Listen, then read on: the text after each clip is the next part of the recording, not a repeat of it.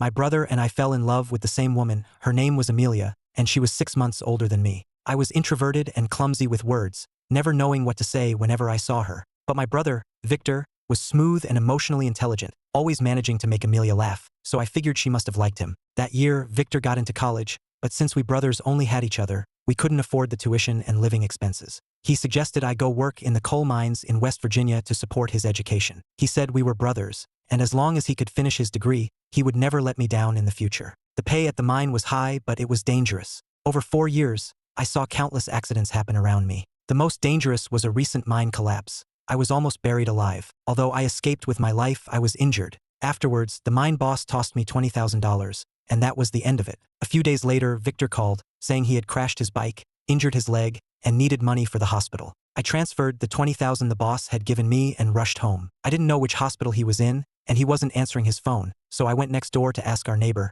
Aunt May. "Ethan, who told you your brother was in the hospital?" Aunt May said. "I heard it's his girlfriend's birthday today, and he's treating her to dinner at that hotel down the street." My brother wasn't in the hospital, and he had a girlfriend? Aunt May glanced at me, then added, "That place is crazy expensive. A dinner like that has to cost a few $1,000s. Your brother just graduated and hasn't even found a job, so I have no idea where he got that kind of money." Every penny I had earned over the past 4 years was my hard-earned money, and I'd never been to such a fancy hotel. But my brother was treating someone to a dinner that cost thousands. What made me even angrier was that he had lied to me. All these years, I worried he wasn't eating enough or dressing warmly, and he used a hospital stay to trick me out of the $20,000 I had nearly died for. Furious, I stormed over to the hotel Aunt May mentioned. The inside was opulent, and soon, a stunningly beautiful face appeared in my line of sight. It was Amelia, whom I hadn't seen in 4 years. At that moment, my heart felt like it had stopped beating. Amelia saw me too and walked quickly toward me. "Ethan!" "Amelia, long time no see." A look of genuine surprise flashed across Amelia's pretty face,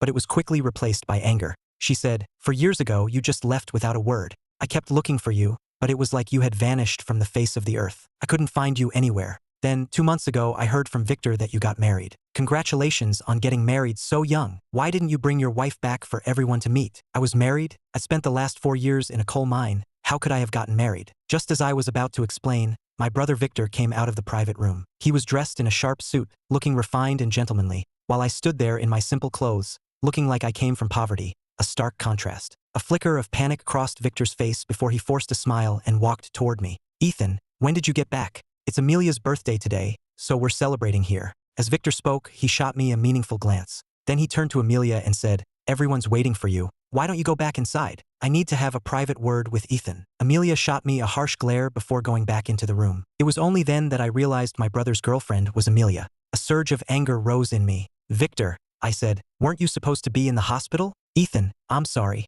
I wasn't actually injured. I lied to you. I just wanted to give Amelia a proper birthday," my brother said, his eyes full of apology. "I know it's not easy for you to earn money. Just consider that $20,000 alone. I'll definitely pay you back in the future." "Then why did you tell Amelia I was married?" I demanded. My brother hesitated for a few seconds before putting his arm around my shoulder. "I know you like Amelia too, but you should know that I'm the one she likes. Besides, we've already, been intimate." My heart felt like it had been stabbed, a sharp, piercing pain. After a long moment, I managed to control my emotions. "I don't want to know about you too. I just want to know why you said I was married." My brother explained. The two things weren't originally related, but Amelia kept saying how much you'd suffered these past few years, dropping out of high school to work and support my education. She was worried you'd continue to struggle, so she said she wouldn't agree to date me until your marriage was settled. So, I lied and told her you were already married. You two have already slept together, but you're not even officially dating? Is Amelia that kind of casual woman? My brother couldn't help but laugh. "Ethan, it seems you still don't understand Amelia.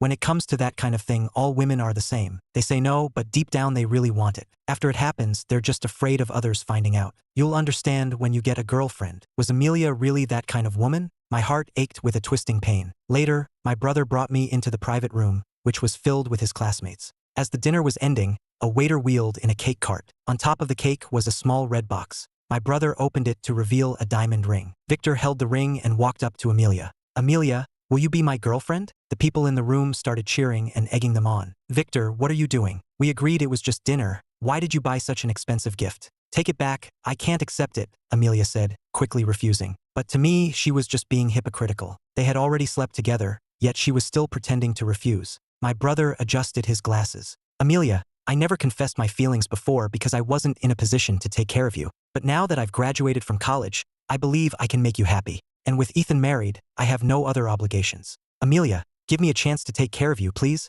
Amelia looked at me with a complicated expression. Ethan, don't you have anything to say? Ethan is my own brother, of course he wants me to be with the person I love. Isn't that right, Ethan? My brother said, winking at me. Even though I also loved Amelia, how could someone like me, who hadn't even finished high school, ever be worthy of her? Besides, she had already slept with my brother. For her to have the nerve to ask for my opinion was utterly ridiculous. I chugged a few glasses of wine. My brother's a good guy. You two will be happy together. Then I suppose I should thank you for your blessing? After saying that, Amelia put the diamond ring on her finger in front of everyone. That night, my brother got drunk, and Amelia and I took him home together. My house was in a deep alley in the city's distant suburbs, surrounded by old buildings. Amelia used to live here too, before her family got rich and moved away. After helping my brother into bed, Amelia sat on the edge, exhausted and out of breath. Amelia, it's getting late. I should take you home. Amelia glanced at me. When did I say I was going home tonight? I'm your brother's girlfriend now. He's drunk. Shouldn't I stay and take care of him?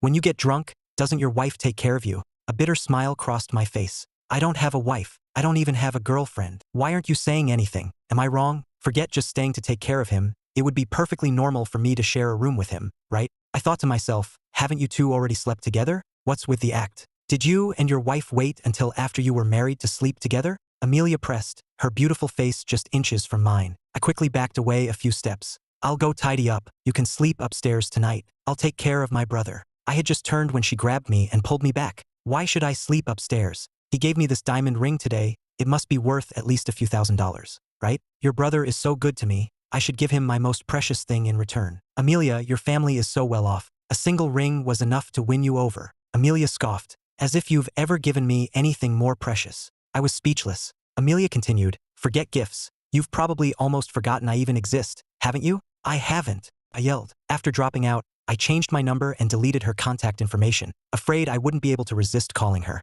But her image was etched into my mind, impossible to erase. Then why haven't you contacted me in 4 years? And you even married into someone else's family? Amelia pressed relentlessly. My mind was a mess, and I stammered, unable to form a coherent sentence. Amelia was furious and shouted at me, Ethan, you're always so quiet. If you don't speak up, how is anyone supposed to know what you're thinking? What have you been doing these past 4 years? You're not married, are you? Is your brother lying to me? Say something. I said nothing. She was already with my brother. What good would telling the truth do now? In the end, Amelia gave me a disappointed look and went upstairs to sleep. As I was drifting in and out of sleep, I suddenly felt something was wrong. I opened my eyes to a sea of fire. The house was on fire. I rushed into the room to wake my brother. He was terrified, and his first instinct was to run outside. I grabbed him and shouted, Amelia is still upstairs. The fire was growing fiercer. My brother, his face filled with terror, shook off my hand and bolted out of the yard to save himself. The house was about to collapse. If I ran now, I could still live, but what about Amelia?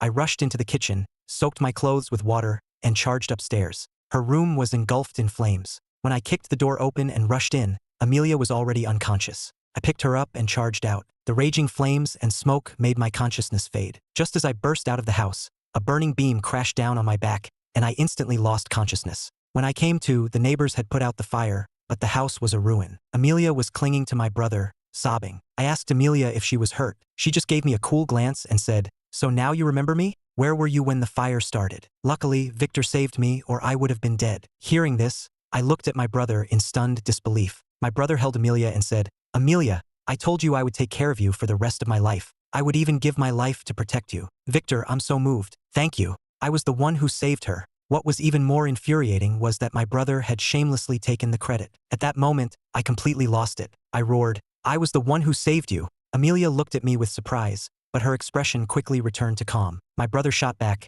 Ethan, you ran for your life the moment you saw the fire. It was me who risked my life to save Amelia. So how did it become your achievement? What are you trying to say? Besides, Amelia is my girlfriend. It's my duty to save her. What right do you have to save her? And why would she believe you? Amelia gave me a cold glance and said, Ethan, your brother is right. Do you have any idea how much courage it takes to run into a situation like that to save someone? Would you risk your life to save me? If I were really that important to you, you wouldn't have gone 4 years without contacting me. Would you? Let's just drop it. I know perfectly well who I'm indebted to. Faced with her questions, I fell silent once again. That incident made me see my brother for who he truly was. After the house burned down, Amelia took Victor back to her home. Her parents had initially disapproved of them being together, but after hearing that he had saved her from the fire, and considering he was a college graduate, they tacitly approved of their relationship. With nowhere to go, I temporarily stayed at Aunt May's house next door. When she asked me how the fire started, I couldn't explain it and could only guess it was an electrical short. It wasn't until 3 days later that I learned it was arson. I was clearing debris in the ruins when a group of people suddenly barged in. The leader was a young woman in sunglasses, followed by 4 or 5 burly men in black suits.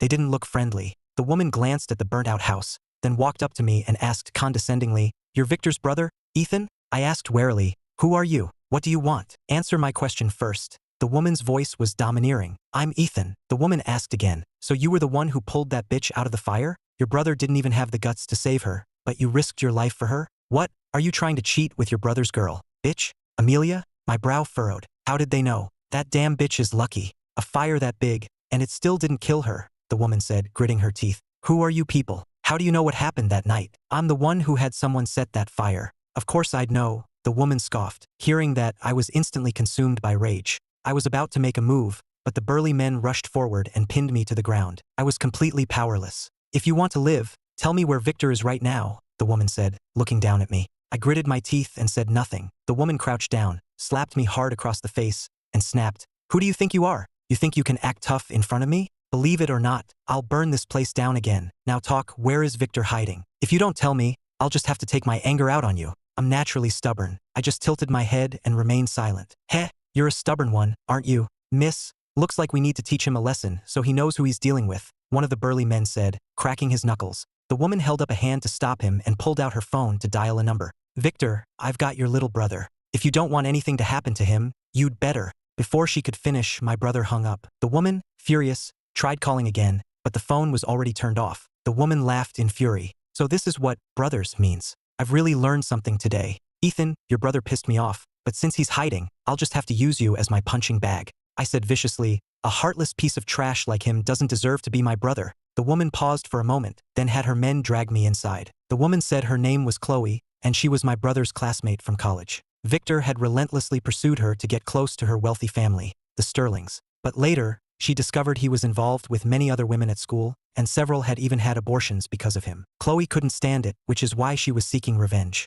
Ever heard of the Sterling Corporation? I'm the Sterling Heiress. Your brother dared to play with my feelings. How do you think we should settle this score? I never imagined my brother was such a scumbag, but on second thought, if he could use his own brother, what wouldn't he do? I said, "You've already burned our house down. What more do you want?" Chloe glanced at me. "I heard Victor was celebrating that bitch's birthday, so I sent some people to teach them a lesson. I didn't expect them to go back to your old house. But business is business. Whatever the damages are, I'll pay for them." With that, Chloe tossed a card at me. "There's 200,000 in there. That should be enough for repairs, right? The house issue is settled. Now, how should we deal with your brother playing with my feelings? You're his brother. Why don't you pay his debt for him?" In the past, I would have taken the blame for him without a second thought, but now, I was completely disillusioned. I said, "To pay for his education, I dropped out of school to work in a coal mine, enduring hardship and nearly getting buried alive. And him? He took my hard-earned money to please other women. Did he ever care if I lived or died? From now on, he's him and I'm me. His problems have nothing to do with me. You think I'll let you go just because you disown him?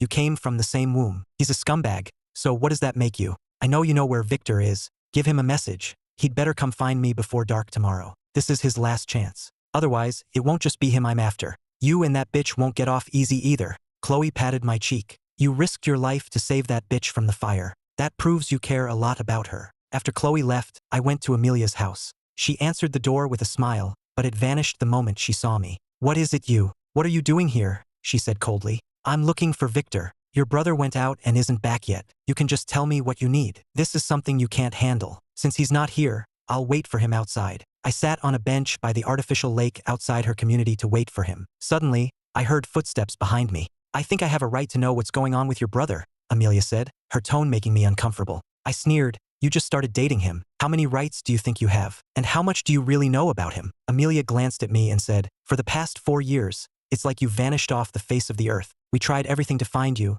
and it turns out you just married into some rich family. It's ridiculous. So, when it comes to what's happened in the last 4 years, I know a lot more than you do." I laughed in fury. Victor didn't have any news of me either. So why don't you ask him where the money he's been spending for the last 4 years came from? Amelia's expression instantly became complicated. "Are you saying you were the one supporting him through college these 4 years? I don't want to bring up the past. Amelia, if you have even a shred of trust in me, leave Victor immediately. If you don't break up with him soon, you'll definitely get dragged into this mess with Chloe. You tell me to break up with him and I should just do it? Who do you think you are to me? Why should I let you order me around? Your brother likes me. Do you like me too? Amelia yelled at me, exasperated. I do like you. I've liked you since we were kids. I don't know where the courage came from, but I roared the words from the bottom of my heart. After I said it, my heart pounded, and I couldn't bring myself to look at her. We were silent for a long time before Amelia suddenly cried out, "You like me? Then why didn't you tell me sooner? The day your brother gave me the ring, I even asked you, and you were the one who told me to accept it. Do you know? The person I've always liked is you, Ethan, not your brother Victor. All these years, I've been waiting for you to say that, but you're always so quiet. If you don't say it, how am I supposed to know what you're thinking? The person she liked was actually me." Tears streamed down Amelia's face as she cried, "I've already accepted your brother's proposal. For you to tell me you like me now, don't you think it's too late? Ethan, I hate you." She crouched down, holding her head in her hands and sobbed. My heart felt like it was being twisted by a knife. No wonder she had asked for my opinion that day. She was waiting for me to confess. I was such an idiot for believing Victor when he said she was already his. I stammered incoherently, "Amelia, I'm sorry, I'm so sorry." Amelia glared at me with red-rimmed eyes. "It's not me you've wronged. It's my feelings for you. I've been giving you chances all these years, and you're the one who created this mess. Since we've missed our chance, let's just end it here. And remember one thing, from now on, I'm your brother's girlfriend. He was willing to risk his life to save me, and I will never do anything to betray him. The person who saved you that night was me, not Victor.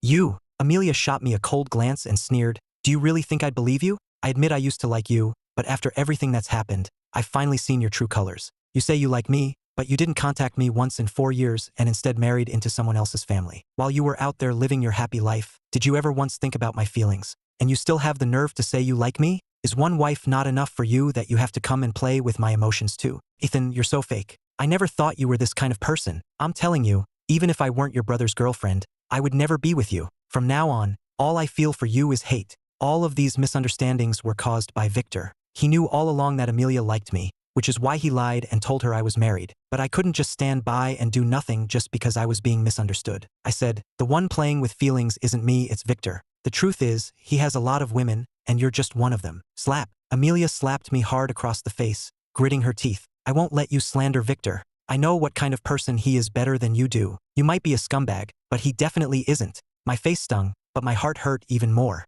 Just then, Victor returned. Seeing Amelia's tear-streaked face, he asked if I had been bullying her. "Ethan, even though you're my brother, Amelia is the woman I would protect with my life. If you dare to spout nonsense in front of her, don't blame me for disregarding our brotherly bond." His threat was really meant to reassure Amelia. Since we were past the point of pretending, I sneered, "Spouting nonsense? Hey, do you know Chloe? She told me to tell you that you'd better go find her before dark tomorrow, or there will be serious consequences." "Who's Chloe? I don't know her at all." "Ethan, I know you're just saying this to try and make Amelia leave me, but she won't be fooled by your words. Amelia, trust me, I really don't know any Chloe." Amelia smiled slightly and said, "Victor, if I didn't even have that much trust in you, I wouldn't deserve to be your girlfriend." Victor, looking triumphant, put his arm around Amelia and walked away. As it got dark, 2 of Chloe's men suddenly found me and took me to a resort villa in the suburbs. Chloe was sitting in a game room, the birthmark over her left eye very noticeable. "Did you do what I told you to do yesterday?" I nodded. Chloe slammed her hand on the table. "But he still hasn't come to find me. Does he really think I don't know where he's hiding?" One of the burly men quickly said, "Miss, I just got a call. We found him, and we brought that woman, Amelia, with him." My heart tightened. Amelia was captured too? Chloe walked up to me and said, "If you hadn't led the way yesterday, I really wouldn't have known where that damn couple was hiding." It was only then that I realized I had been followed the day before. I quickly said, "Miss Sterling, Amelia actually has no idea about your relationship with Victor, so you shouldn't treat her like the other woman." Chloe cut me off. "Shut up. Just mentioning that little sweetheart pisses me off. Say one more word, and I'll have them cut out your tongue." About 10 minutes later, Victor and Amelia were brought in. Chloe rushed forward and started punching and kicking Victor. He tried to fight back but was immediately taken down by her men. "Stop it. What gives you the right to hit him? I'm going to call the police." Amelia cried out, her face pale with fear. Chloe gave her a cold look. "Well, sweetheart, you really are pretty. No wonder that bastard Victor betrayed me for you. But crossing me comes with a heavy price." Victor quickly said, "Amelia, it's my fault. I shouldn't have lied to you. I dated her for a while, but then I realized we weren't a good match, so we broke up. The person I truly love is you." Chloe grabbed an ashtray to smash it over his head, but was stopped by one of her men. "How much is his worthless life worth?" "I can afford it." Chloe scoffed, then continued, "Victor, you listen to me. You didn't dump me. I dumped you. A scumbag like you isn't even fit to shine my shoes. but you've successfully pissed me off. You like this little sweetheart, don't you? Then I'm going to make you watch as she's violated. I'm going to make your life a living hell." Chloe glanced at her burly men and continued, "You guys are in for a treat tonight. This little sweetheart is so delicate. Be gentle with her. Don't kill her." The men's eyes lit up as they dragged a desperately struggling Amelia towards the next room. Victor grabbed Chloe's leg and begged, "Chloe, I'm begging you, don't hurt her. I'll do anything you want." "Anything? Fine. Cut off your own arm, and I'll spare her," Chloe said coldly. Victor's face turned ashen, and he froze on the spot. "You're scared." Chloe kicked him away. "I knew you wouldn't have the guts. I gave you a chance, so don't blame me for being ruthless. Take her away." Amelia was dragged out. I took out the card and said, "Miss Sterling, I'll give you back this 200,000. I just ask that you let Amelia go." "Do I look like I need 200,000? Chloe stared at me coldly. "I know you're not short on money, Miss Sterling, but this is between you and him. Amelia is truly innocent. Can you please let her go?" pleaded. Chloe looked at me for a few seconds. "Trade one of your arms for her safety. Do you dare? If you do, I'll let the little sweetheart go." I was terrified too. Chloe scoffed. "Looks like you're just another gutless man." "I dare," I said loudly. "But you have to keep your word." A flicker of surprise crossed Chloe's face before she gave a signal. Two of her men came over. One pinned my right hand to the card table while the other raised a stool. "Kid, think carefully. Once this stool comes down, that arm is done for. That little sweetheart is your brother's woman. He didn't have the guts. So what are you trying to prove by playing the hero?" I was drenched in a cold sweat, but I couldn't let Amelia be violated. I squeezed my eyes shut and tensed my entire body. There was a loud thud, followed by a scream of pain. I snapped my eyes open to see Victor clutching his right hand, his face contorted in agony.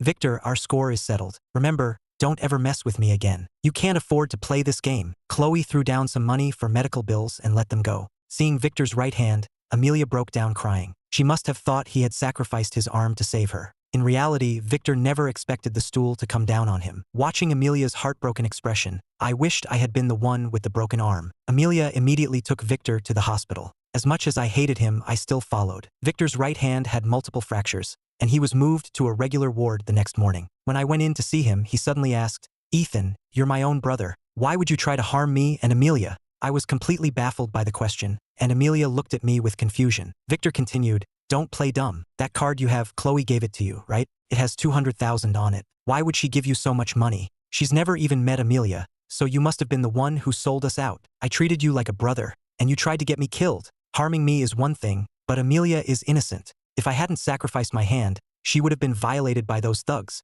Ethan, oh Ethan, if you can't have Amelia, you'd rather destroy her? Your heart is so vicious. Get out. I never want to see you again." I never expected Victor to turn around and blame me. Amelia questioned me coldly. "Ethan, is what Victor said true? Did you take that woman's money?" "Amelia, the card is on him. Search him if you don't believe me." And last night, I heard him say with my own ears that the 200,000 on the card was from Chloe. Hearing this, Amelia lost control, her eyes turning red as she screamed at me. "Ethan, you said you liked me. Is this how you show it? You heartless bastard. Get out. I never want to see you again in my life." I tried to explain, but Amelia was too emotional to listen. With Victor fanning the flames, she treated me like an enemy, kicking and shoving me out of the hospital room. I was also filled with rage. Why did she believe Victor so easily but refused to trust me? To save her, I had risked my life in a fire. When she was in danger, I was willing to trade my arm for her safety. Yet all of that meant less than a few words from Victor. I was utterly disappointed. Since she was so convinced Victor was a good person, I would let her be. From now on, I wouldn't give a damn about her problems. I walked out of the hospital, and a pricey car was parked at the entrance. The window was halfway down, and it was Chloe. Chloe beckoned to me with her finger. "Get in." I asked cautiously, "Where are we going? Are you afraid I'm going to eat you?" Chloe said with a half smile. "So what if I have a birthmark on my face? I'm rich. I have plenty of men chasing me. I might not even be interested in someone like you." I hesitated for a few seconds, then walked over. "Why did you call me over today? Your feud is with Victor. Why did you have to drag me into it? Now he's saying I'm the one who sold them out. He can say whatever he wants. Who's going to stop him?" Chloe glanced at me coolly. "Besides, do you really care what a scumbag like him says? It wasn't Victor the first cared about, it was what Amelia thought of me. Here's your card back." I tossed the bank card through the window and turned to leave. "Hey, what's wrong with you? Just because of something Victor said, you're giving up $200,000? This isn't a bribe, it's compensation. Don't you want to rebuild your house? You're the Sterling heiress. As long as you don't cause me any more trouble, I'll be grateful. If I take your money, I'm afraid I won't live long enough to spend it." She was a pampered heiress from a different world. If I took this money and she changed her mind later, what I'd have to pay back would likely be far more than 200,000. I had saved some money over the past 4 years, so I planned to find a job first, and once I had a stable income, I'd rebuild the house. But after several days of job hunting, I was rejected everywhere because of my lack of education. That afternoon, I ran into my childhood friend, Kevin, in an alley. We ended up drinking at a roadside barbecue stand, and he said it was tough to make it out there and better to try and make a living back home, which I agreed with. Kevin mentioned he'd spent a year learning how to barbecue and wanted to open a stand in Riverton but didn't have the capital. The owner of the barbecue stand overheard our conversation and came over with a beer. He said he'd been doing it for over 10 years, was tired of it, and wanted to sell the stand for just the cost of the equipment. Fueled by the alcohol, Kevin and I made a quick decision and bought the stand for $120,000. I put up the money, he provided the skills, and we agreed to a 70-30 profit split in my favor. After renovating the place, we officially opened about 2 weeks later. Business was good that day,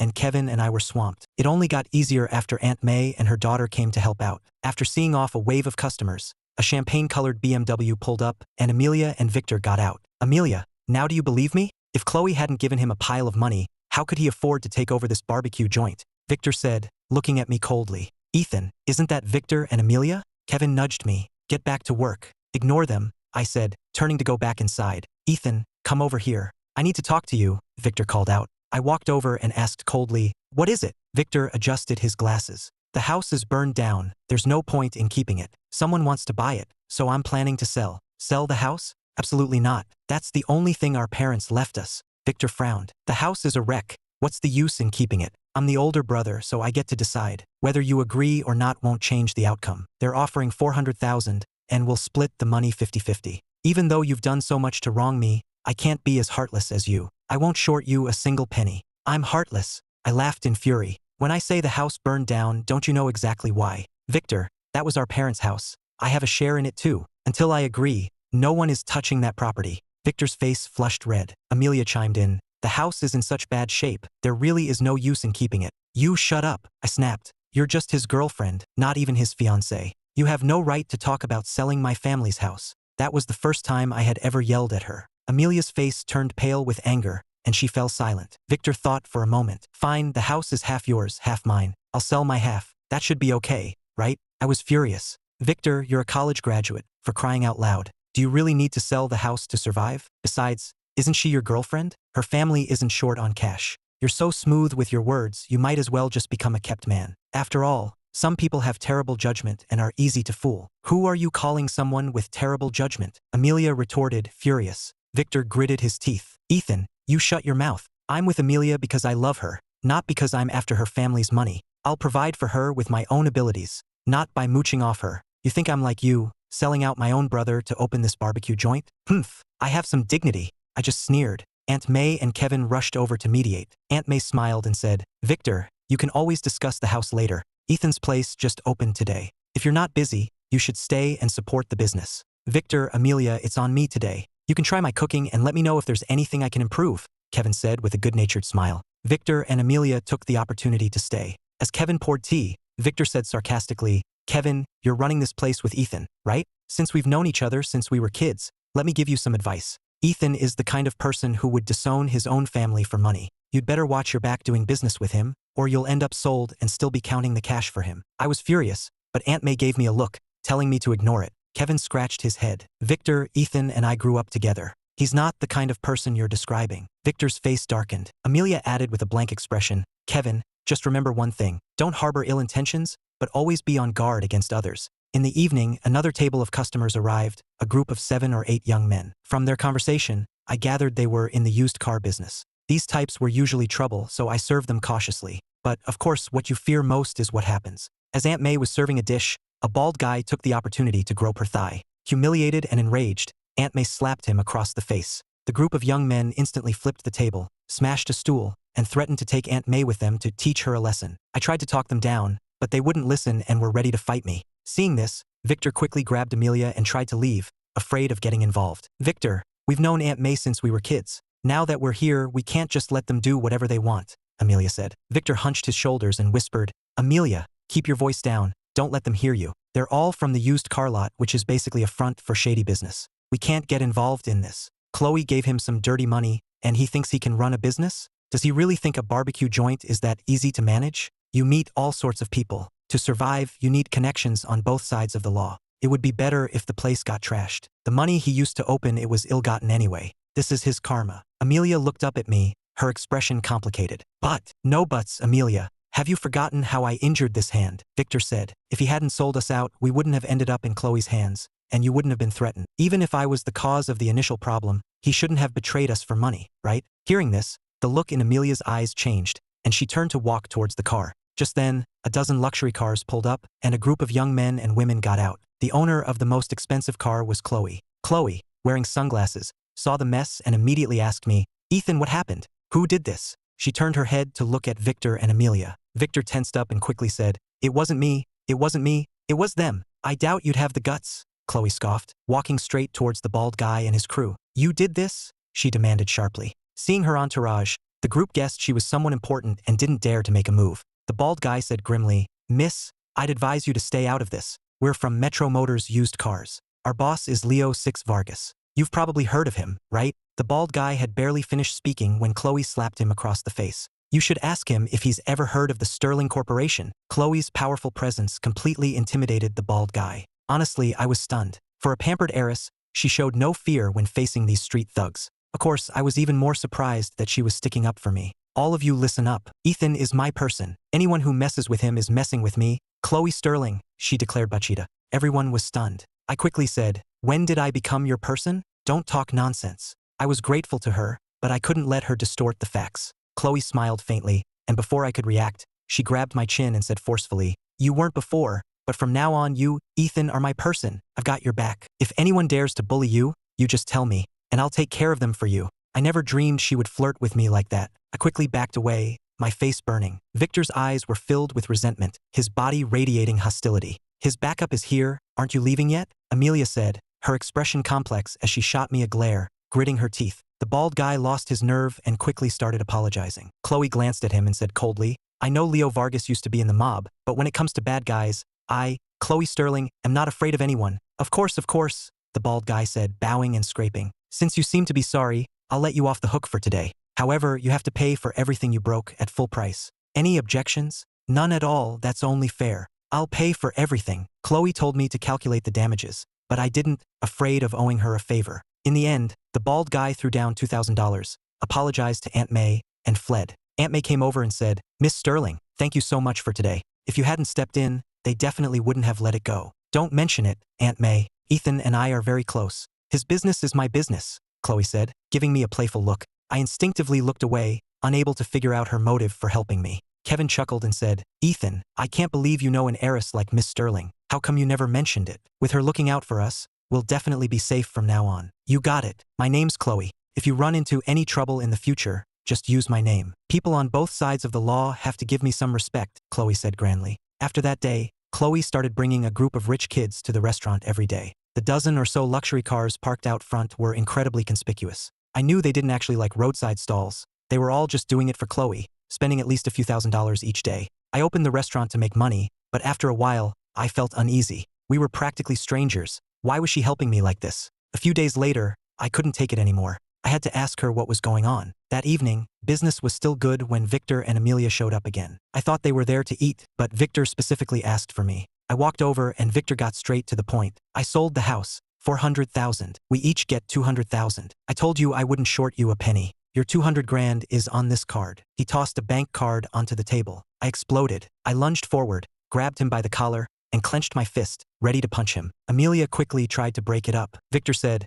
Amelia, let him hit me. I won't fight back. He's got powerful friends now, climbing his way up with the Sterling family. What am I to him anymore? Ethan, let go of Victor. Don't think you can do whatever you want just because you have someone backing you up, Amelia said indignantly. I asked around. Renovating your house would cost at least $200,000, and even then, it would only sell for $500,000 at most. Someone is offering $400,000 for it now. That's a rare opportunity, so selling it is the right move. Besides, Victor didn't short you any money. Even though you've wronged him, he's still treating you fairly. Why can't you be satisfied? The house was what our parents had left us. It was our home, a tangible memory. If the house was sold, that connection would be broken. I couldn't contain my anger and punched Victor in the face. He wasn't in great shape, and one punch from me, after 4 years of manual labor, sent him to the ground. Amelia shoved me aside and helped Victor up. Ethan, you're a complete and utter bastard. Victor put on an innocent act. Amelia, don't stop him. Let him hit me. Let's see if he has the guts to kill me or cripple me. That just made me angrier.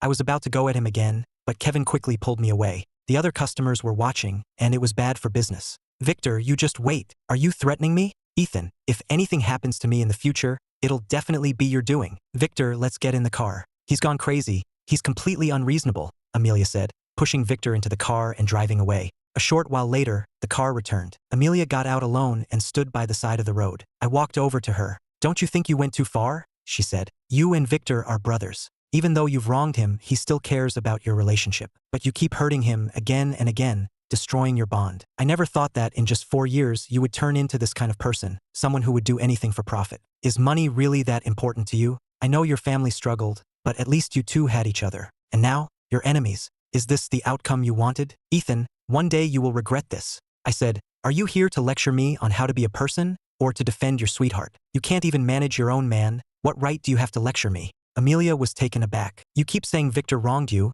but what exactly did he do? Be clear about it. Miss Miller, if I told you, would you believe me? If I said I was the one who saved you from the fire, would you believe me? If I said I didn't sell you out, would you believe me? That day, when Chloe told me to trade my arm for your safety, I agreed. Would you believe that? In your eyes, Victor will always be the good guy, and I'll always be the irredeemable villain. For a dozen seconds, her expression shifted from surprise to doubt, then to deep thought, and finally back to cold indifference. I want to believe you, but that's not what I saw. The day of the fire, I woke up in Victor's arms, and you were still unconscious. How can an unconscious person save someone else? You say Chloe decided to let me go because of you, but all I saw was Victor getting hurt, while you didn't have a single scratch. Tell me, how am I supposed to believe you? Just stop. I'm the bad guy. Are you happy now? You said you never wanted to see me again in your life. Well, I'm telling you I don't want to see you either. So stop bothering me. I was about to explode. Amelia's face was also filled with anger. Just then, Chloe arrived with her group of rich friends. She told the others to go inside and glanced at Amelia. Ethan, what does she want with you? I'm warning you, you're my man. Don't you dare do anything to betray me, or your fate will be worse than that bastard Victor's. Your man? Why don't you ask him if he's married? You say he's yours, but did you ask his wife's opinion? Amelia retorted. Chloe froze and stared at me. You're married. So, do you still think he's as honest and simple as he seems? He even told me he liked me. If you don't mind that he's a married man, then I wish you both happiness. Ethan, this is the last time I'm coming to you. From now on, we're strangers, Amelia said before getting in her car and driving away. Chloe grabbed my ear and dragged me inside, everyone staring at me with strange looks. Once we were in an empty private room, Chloe let go and kicked my leg. You bastard, you better tell me the truth. Are you married? She took off her sunglasses and sat down, fuming. Speak up. If you dare to hide anything, you'll regret it. What does it matter to you whether I'm married or not? Chloe slammed the table. Of course it matters. If you're married, it will affect my plan. What plan? What are you up to now? First, tell me if you're married. I sighed and shook my head. Then why did that little sweetheart just say you were married? I'm telling you, it's all Victor's scheme. So you're saying the person that little sweetheart actually likes is you? And Victor lied about you being married just to get her? And your conflict with Victor is all because of her. Miss Sterling, you're a socialite, you could be a little more tactful. Amelia was just deceived by Victor. She's not a little sweetheart. Chloe laughed in exasperation. Oh, getting protective already? She only has eyes for Victor. There's no room for you. Defending her like this, don't you think you're being a little sweetheart yourself? Little sweetheart. The words were harsh, but there was some truth to them. She saw me as the bad guy, yet I was still looking out for her. What was I, if not a simp? Annoyed, I looked at Chloe. You guys should stop coming to support the business. You've all spent a lot of money here these past few days, and I know they only come because of you. But it's not right. I don't feel good earning money this way. You're the owner, we're the customers. We're willing to spend our money here, so what's there to feel uneasy about? Just say it, what do you want my help with? But my abilities are limited, I might not be able to help you. Looks like you're not as dumb as you look, Chloe said, suddenly sitting in front of me and staring with a smile. I want you to be my boyfriend. I shot up from my seat, my face a mask of disbelief. What's with the dramatic reaction? Don't tell me you think I'm ugly too. She wasn't ugly, it was just that birthmark. Looks like you're just like Victor. No taste and just as pathetic. You're a pampered heiress. I'm not good enough for you. Liar. Deep down, you're just disgusted by how I look, aren't you? I continued to shake my head. Then be my boyfriend. Whatever you want, I'll give it to you. Anything money can buy, I can get for you. Miss, can money buy affection? Of course not. Since you understand that, why ask me to be your boyfriend? You know I like someone else. That little sweetheart? You both actually like her? What's so great about her? She's just a little prettier than me, right? If it weren't for this birthmark on my left eye, I'd be way more beautiful. I'm not gonna let her off easy. I heard her parents are in the pharmaceutical supply business, made a bit of money a few years back. Here in Rivorton, with just one word from me, I could make the Miller family lose everything. Do you believe me? I didn't doubt her power for a second. Seeing my silence, Chloe glanced at me. So, are you going to consider it? Being my boyfriend has only upsides for you, no downsides. After speaking, she took out her phone and tapped it a few times. Let me show you something. I took it and saw it was a digital sales contract for a house. The property being sold was my old family home. The seller was Victor, and the buyer was a Henry Cole. How do you have this contract? Chloe just looked at me with a smile, saying nothing. A bold thought crossed my mind, and I asked tentatively, my family's house? You're the one who bought it? Is there a problem? Your house is worth 700,000 or 800,000 at most, but I offered $1 million. For a greedy guy like Victor, of course he'd sign the contract immediately. $1 million? But Victor clearly said it was 400,000. I looked closely, and the contract did indeed say $1 million. It hit me then. Victor had pocketed 800,000 for himself. That bastard. No wonder he was so eager to give me my share. It was guilt money. I heard you were always against selling the house because it was what your parents left you, which shows you're a sentimental person. So let's make a deal. If you agree to be my boyfriend for 3 months, I'll give the house back to you. It will be yours alone with no connection to Victor. How about it? 3 months in exchange for $1 million house? I was tempted not by the money, but by the chance to get my old home back. But I had my reservations. Why was she going to such lengths to make me her boyfriend? It definitely had nothing to do with feelings. A man should act like a man. Stop being so indecisive and wishy-washy like a woman. You'll never get anywhere. Just give me a straight answer, yes or no. In a moment of impulse, I agreed. To my surprise, Chloe walked right out and announced our relationship. Her rich friends immediately swarmed me, treating me with the warmth of a long-lost friend. They stayed late that night. Kevin came over and said, Ethan, you've hit the big time. Don't forget about me, your brother. I'll do whatever you need. Just say the word. It's not as simple as you think. And I'm not going to hit any big time. Ethan, it sounds like you still don't see me as a real friend. I gave his head a light shove. Get back to work. Stop daydreaming. But Ethan, there is one thing I really want to ask. How did things get so bad between you and Victor? Is it because of Amelia? Actually, even if you don't say it, I can tell she's the one you've liked since we were kids. The mention of Amelia brought a dull ache to my heart. I gave a bitter smile and didn't respond. One morning, just after I finished breakfast, Chloe came looking for me. Ethan, as my boyfriend, don't you have an obligation to go shopping with me? Miss Sterling, I'm a fake boyfriend. Fake, not fake. A fake boyfriend is still a boyfriend. I don't have time. I need to go buy ingredients. Let Kevin handle small stuff like that. Your job is to keep me happy. It doesn't matter if you make money or not. Worst case, I'll support you. I rolled my eyes, but in the end, she dragged me away with a mix of threats and promises. Chloe drove her convertible with no makeup on, dressed simply, radiating a confident beauty. After a few dozen minutes, she parked outside a high-end mall. She took me to the men's department on the 4th floor,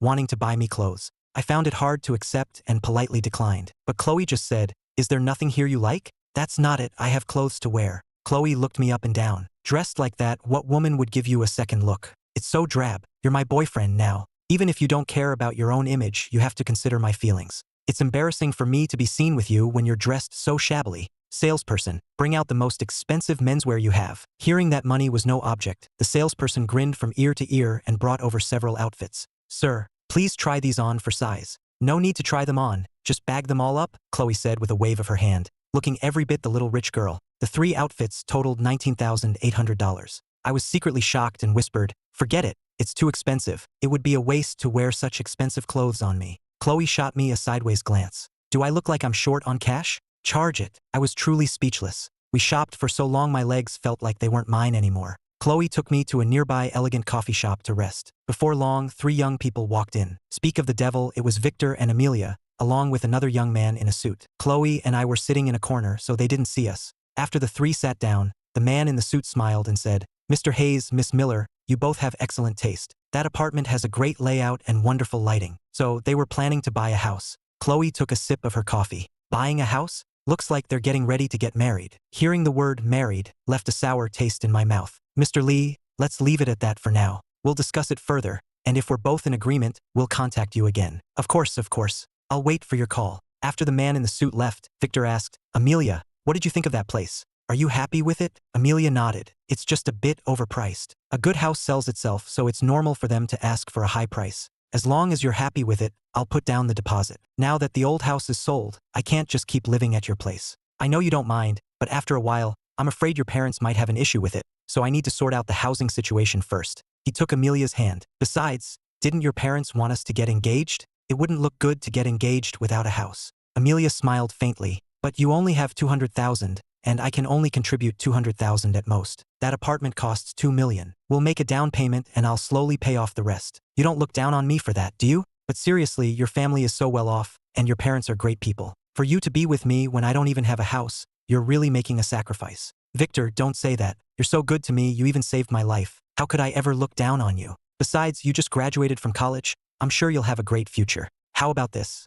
I'll go back and talk to my parents, see if they can spare some money for us to buy the house outright. We can treat it as a loan and pay them back together in the future. A down payment isn't a good deal, but how could I ask for that? I'm a grown man. Are you still going to be so formal with me? You're right. We're going to get married someday, and then you'll be all mine. Hee, Amelia said, her cheeks flushing slightly. Victor got 1 million for the old house but lied to Amelia, telling her he only had 200,000. This way, he could trick her into getting over 1 million from her parents to buy the new place outright. What a brilliant move. Chloe suddenly scoffed. Seeing that damn couple just pisses me off. Ethan, let's go somewhere else. Any riffraff can get into this dump. I'm never coming back here again. Victor and Amelia looked over. Victor's eyes held a hidden anger, but he didn't dare to speak. Chloe, we've put up with enough from you, but you're going too far. I know Victor pursued you, but that's in the past. Why do you have to be so aggressive? Amelia stood up, ready for a confrontation. Victor pulled her back, signaling her to stop. Even if you're the sterling heiress, you can't just trample on other people's dignity, can you? The word dignity coming from your mouth is just ironic. If you're not blushing,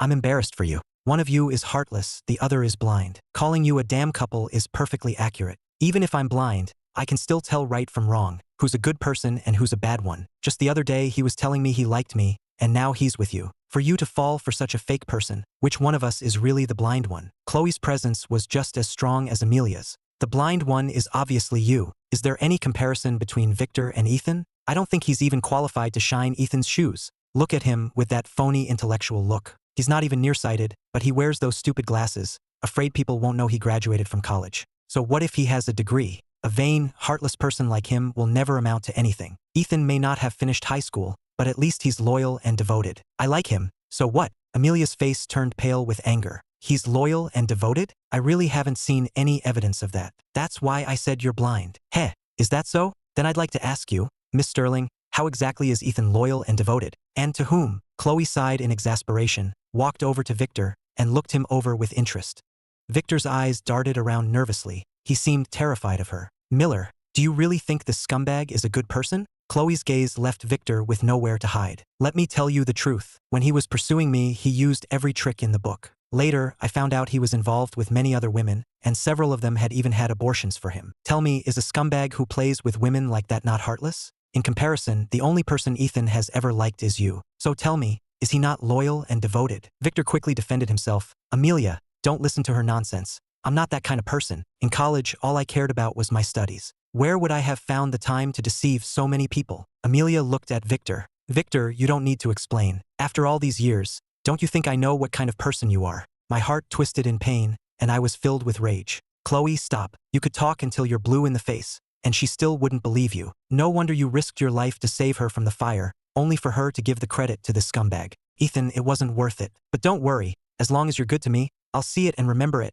she said, then proactively linked her arm with mine. I was in a good mood, but then we ran into these two. Ethan, let's go somewhere else. I had wanted to demand the rest of the money from the house sale, but Chloe dragged me away. As we were leaving, I saw a flicker of suspicion in Amelia's eyes as she looked at Victor for the first time. After everything that had happened, she must have started to realize he wasn't as upright as he seemed. But Victor was a master of disguise, and she might not be able to uncover his true nature. Not long after leaving the coffee shop, we were confronted by two tall men in black suits. Get out of the way, Chloe snapped, seemingly recognizing them. Miss Sterling, our young master would like to invite you to dinner. He insists you join him. He wants to invite me, so I have to go? What does that make me? That's ridiculous. Go back and tell Preston that I'm not interested, and besides, I already have a boyfriend. Tell him to stop bothering me. Chloe was holding my arm at the time, and the two burly men shot me a cold look. Miss Sterling, you should tell Mr. Preston that yourself, one of them said, and they moved to grab her. Chloe was no match for them and couldn't resist. Ethan, help me.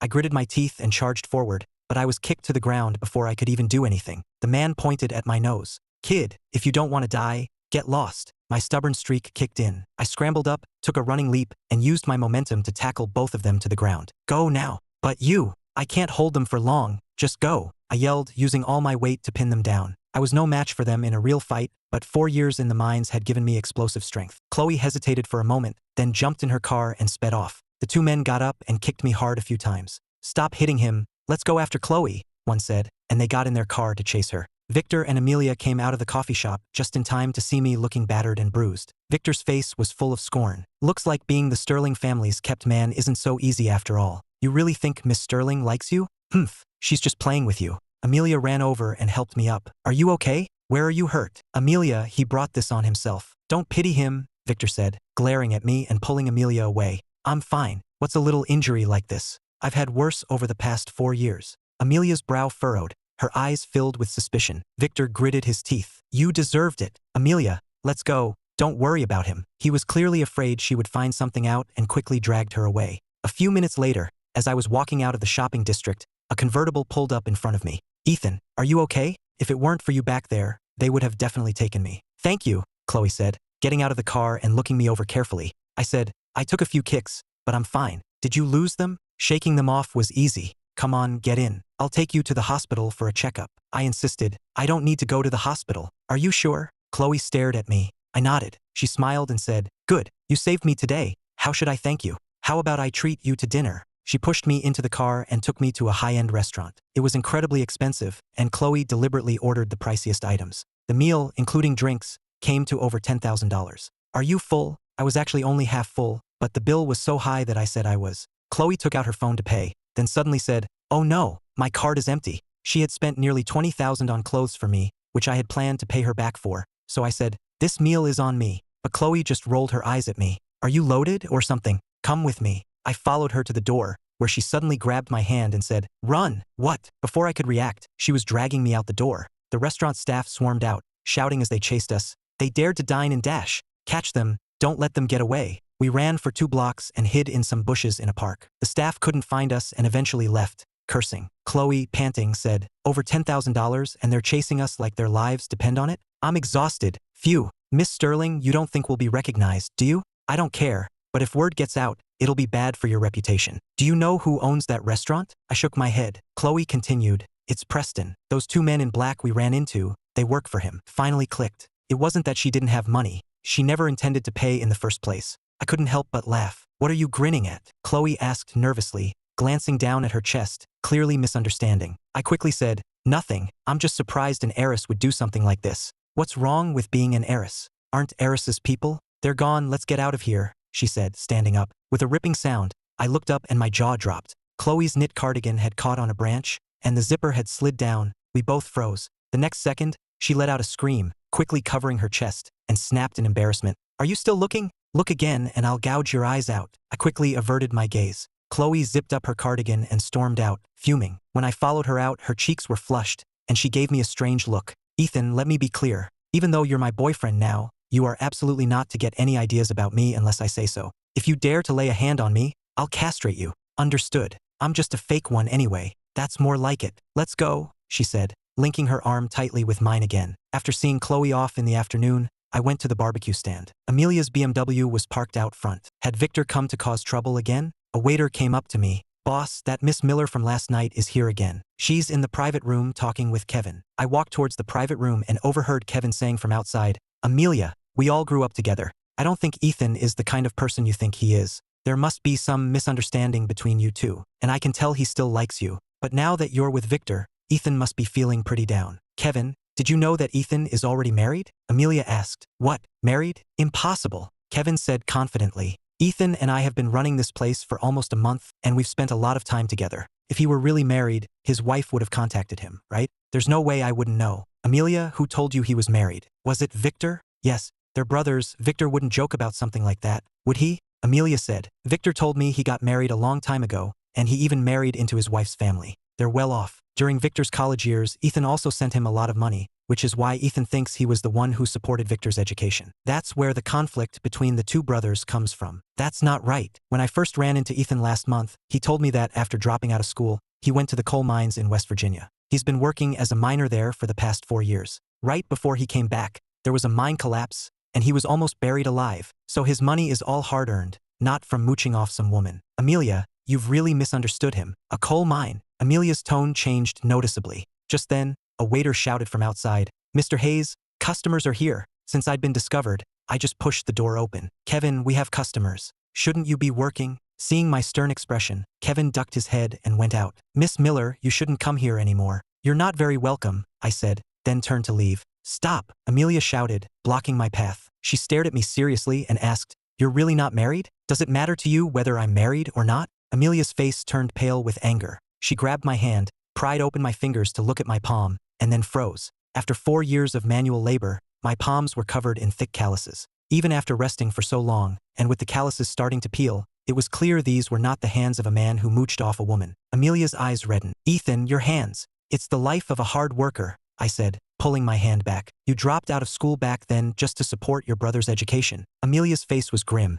her expression a mix of complex emotions, as if she had suffered a huge blow. I don't have a brother, and I don't have family. All I care about now is money. Amelia asked again, the day your house caught fire, was it really you who saved me? I sneered. Would a heartless person like me risk my life to save you? Miss Miller, you're overthinking it. The one who saved you was Victor. Only he is capable of such heroic deeds. Customers are here, I'm going to work. Feel free to do as you please. With that, I walked out with a cold expression. As Amelia left, her expression was complicated, and she kept looking back at me. The short walk of a few dozen yards took her a minute or two. Just as she left, a young man at a nearby table spoke up, get your boss over here. I turned to see a man in his late 20s, well-dressed and composed, with a faint air of aristocracy about him. I walked over and said, hello, that's me. The young man looked up at me, took a sip from his own water bottle. His fingers were long and slender, the hands of a pampered rich kid. Your name is Ethan? I nodded. Do you know who I am? I looked at him, confused. My last name is Preston. Preston?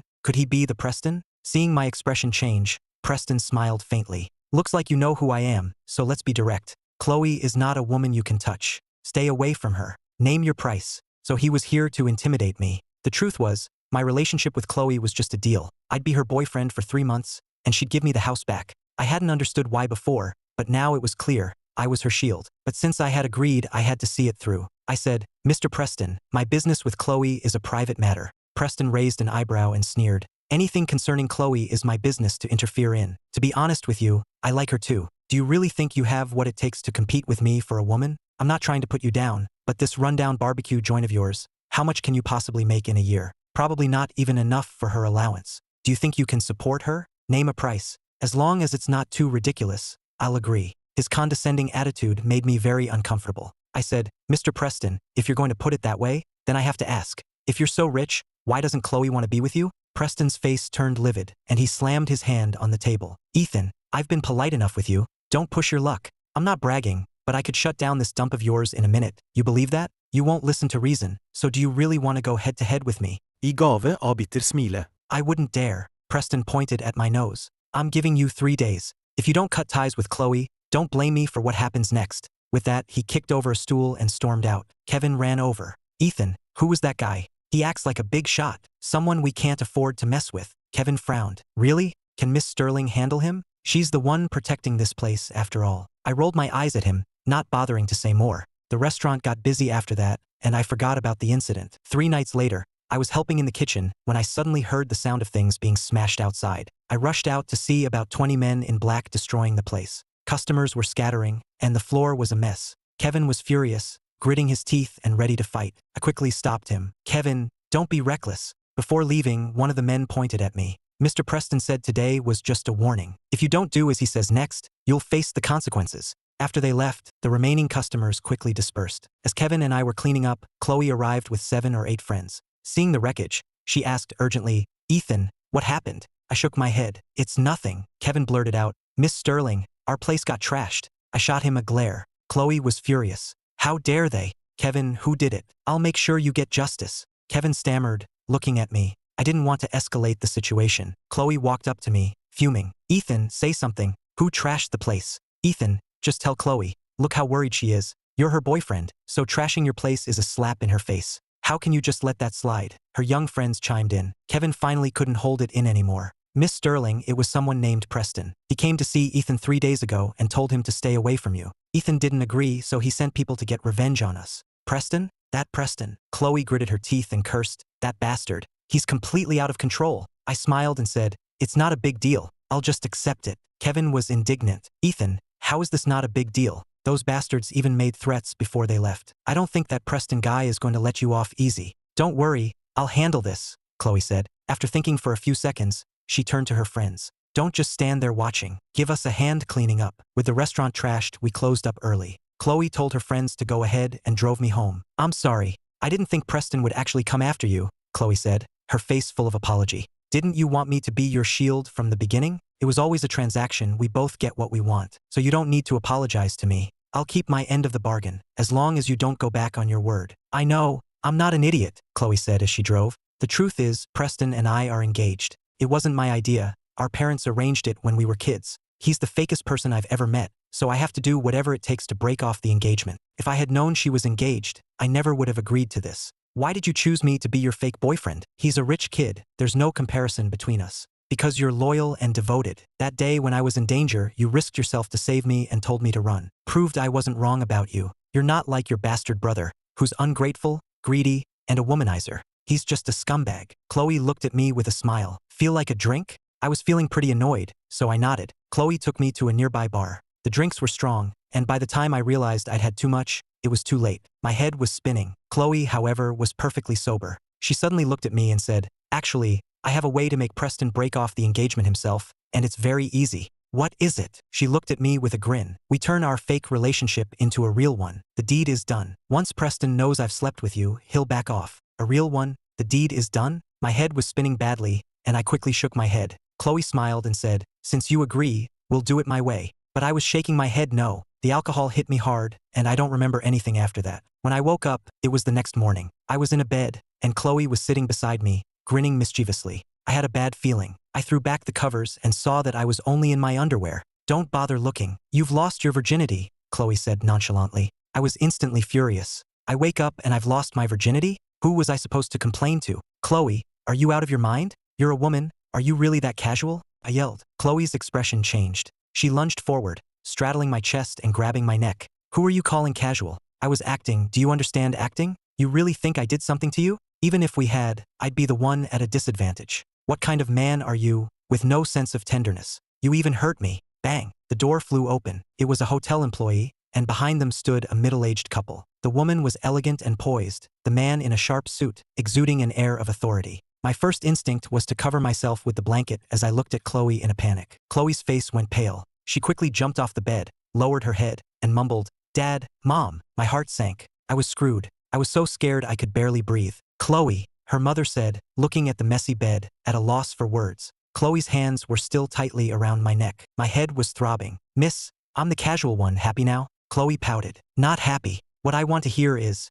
Her father's face was grim. "You didn't come home last night. You were here with him the whole time." Chloe kept her head down and gave a soft hum. Her father, furious, raised his hand to strike her. I quickly said, "Mr. Sterling, Mrs. Sterling, please don't misunderstand. Nothing happened between Chloe and me." Chloe shot back, "Mom, Dad, he's lying. We already slept together." She turned to glare at me. "Ethan, are you even a man? You have the guts to bring me to a hotel room but not the guts to admit it? I'm so disappointed in you." I wanted to cry but had no tears. Who brought whom to the hotel room? I tried to explain again, but her father roared, "Chloe, you've brought shame upon our entire family. You get yourself home right now and stop embarrassing us." Her father looked like he was about to hit her again, but Chloe hid behind her mother. Her mother gave me a complicated look and said to her husband, "What's done is done. Hitting her won't change anything. You're still defending her. If you hadn't spoiled her, would she have done something like this? If word of this gets back to the Preston family, how are we supposed to explain it?" Her father fumed, storming off. "Mom, I don't like Preston. Everyone knows he's a playboy.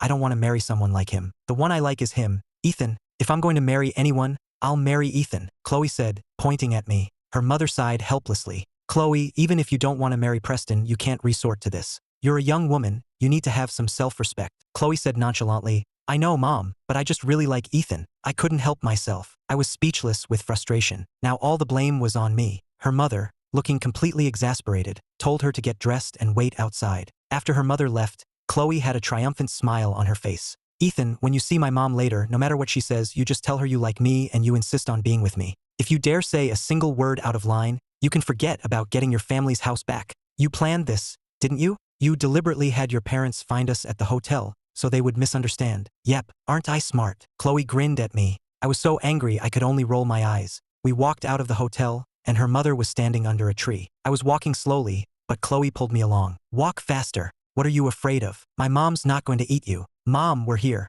Ethan, aren't you going to greet her? Mrs. Sterling, hello? My name is Ethan, I said, forcing the words out. I already know your name. Chloe, you go wait in the car. I'd like to speak with Ethan alone. Well, talk then. As Chloe left, she shot me a look, as if to remind me of my lines. Once she was gone, her mother sized me up and asked, how long have you known Chloe? When did you two become a couple? I hope you'll answer me truthfully. Can you do that? Answer truthfully? For the sake of the house, I had to play along with Chloe. We've known each other for a long time, but we only recently became a couple. Her mother stared at me intently, and I pretended to nod with certainty. Do you know that Chloe is engaged? I do. Since you know she's engaged, why are you still with her, playing with her feelings? Mrs. Sterling, I'm not playing with her feelings. No, her mother gave a slight smile. So you're saying you genuinely like my Chloe? At this point, I had no choice but to say, yes, I like her. You don't mind her appearance? Or are you after something else? Her mother's gaze felt like it could see right through me, making my heart race. I said, Mrs. Sterling, Chloe isn't ugly at all. Her features are beautiful, and I'm not after the Sterling family's money. But Chloe has a birthmark over her left eye. I smiled faintly, but she's a good person. Her mother was silent for a few seconds. So you two are determined to be together? I know Chloe doesn't agree to that marriage, but it's a family arrangement, and there's nothing I can do to change it. If you really want to be with Chloe, then you need to find a way to handle her engagement to Preston. Consider this a test for you. I said nothing because we were just acting. Her mother took Chloe away. Later, Chloe called to ask how it went. I recounted the conversation, and she was very pleased, saying with a giggle, well done. There's a reward for you next time I see you. When's next time? Didn't your dad ground you? My dad was just saying that because he was angry. He's actually the one who spoils me the most. If all goes well, I'll be free this afternoon. After hanging up, I went to Kevin's place to catch up on sleep. In the afternoon, we went to the barbecue stand together. Ethan, what were you up to last night? You look so tired today, Kevin said, wiggling his eyebrows. Did you spend a romantic night with Miss Sterling? Ethan, you're my idol. I'm so impressed. Don't forget to teach me how to win over girls later. Don't talk nonsense. It's no big deal for me, but if word gets out, it could really affect Chloe's reputation. Ethan, you're so concerned about her. You haven't actually fallen for Miss Sterling, have you? But I guess it's normal. She's so rich and good-looking, it's natural to develop feelings over time. I thought to myself, how could that be possible? It was all just an act. After the restaurant was trashed last night, we replaced the tables and chairs, but business was clearly worse. By dusk, we only had 2 tables. I had Kevin call our regular customers and tell them everything was on the house today. I had just sat down and poured a glass of water when I suddenly heard Victor's voice. Ethan, what the hell did you say to Amelia? You bastard, you just can't stand to see me happy, can you? I was caught off guard as he kicked me over. Victor rushed forward, kicked me a few more times, and then picked up a stool to smash me with. I quickly rolled away and got to my feet. When it came to a fight, I was definitely not afraid of him. Consumed by rage, I started fighting back. Kevin rushed out to break it up, forcing us apart. Victor, Ethan, you're brothers. Can't you just sit down and talk things out instead of trying to kill each other? What's the point of this?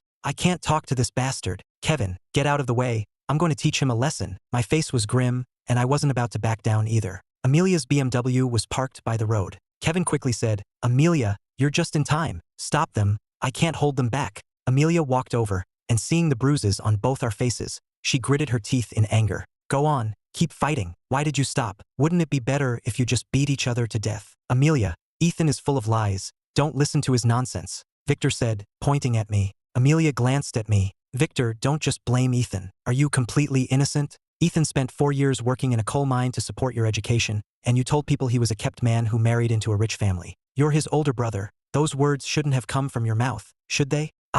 Victor was suddenly at a loss for words. I found out later that word had gotten back to Amelia's parents. They had originally planned to help Victor buy a house but changed their minds, probably because they found him unreliable. That's why Victor was so furious and came looking for trouble with me. Amelia said, my parents only said they wouldn't pay for the house in full right now. They didn't say they disapprove of us being together. Why are you so resentful? If you think my parents are treating you badly, then we can just break up. Hearing that, Victor immediately backed down and started sweet-talking Amelia. I could sense that her attitude towards him was no longer as compliant as it used to be. Seeing that she had calmed down, Victor took her hand. Amelia, I won't be so impulsive anymore. I'll control my temper. Please forgive me this one time, okay? Let's go. I never want to come back to this place again. Victor tried to lead Amelia away. Trying to leave? I don't think it's that easy. Amelia was clearly taken aback. Victor spun around, glaring at me murderously. Ethan, what more do you want? I'm telling you, I'm not afraid of you. If Kevin and Amelia hadn't stopped me today, I would have beaten you to a pulp. I sneered dismissively.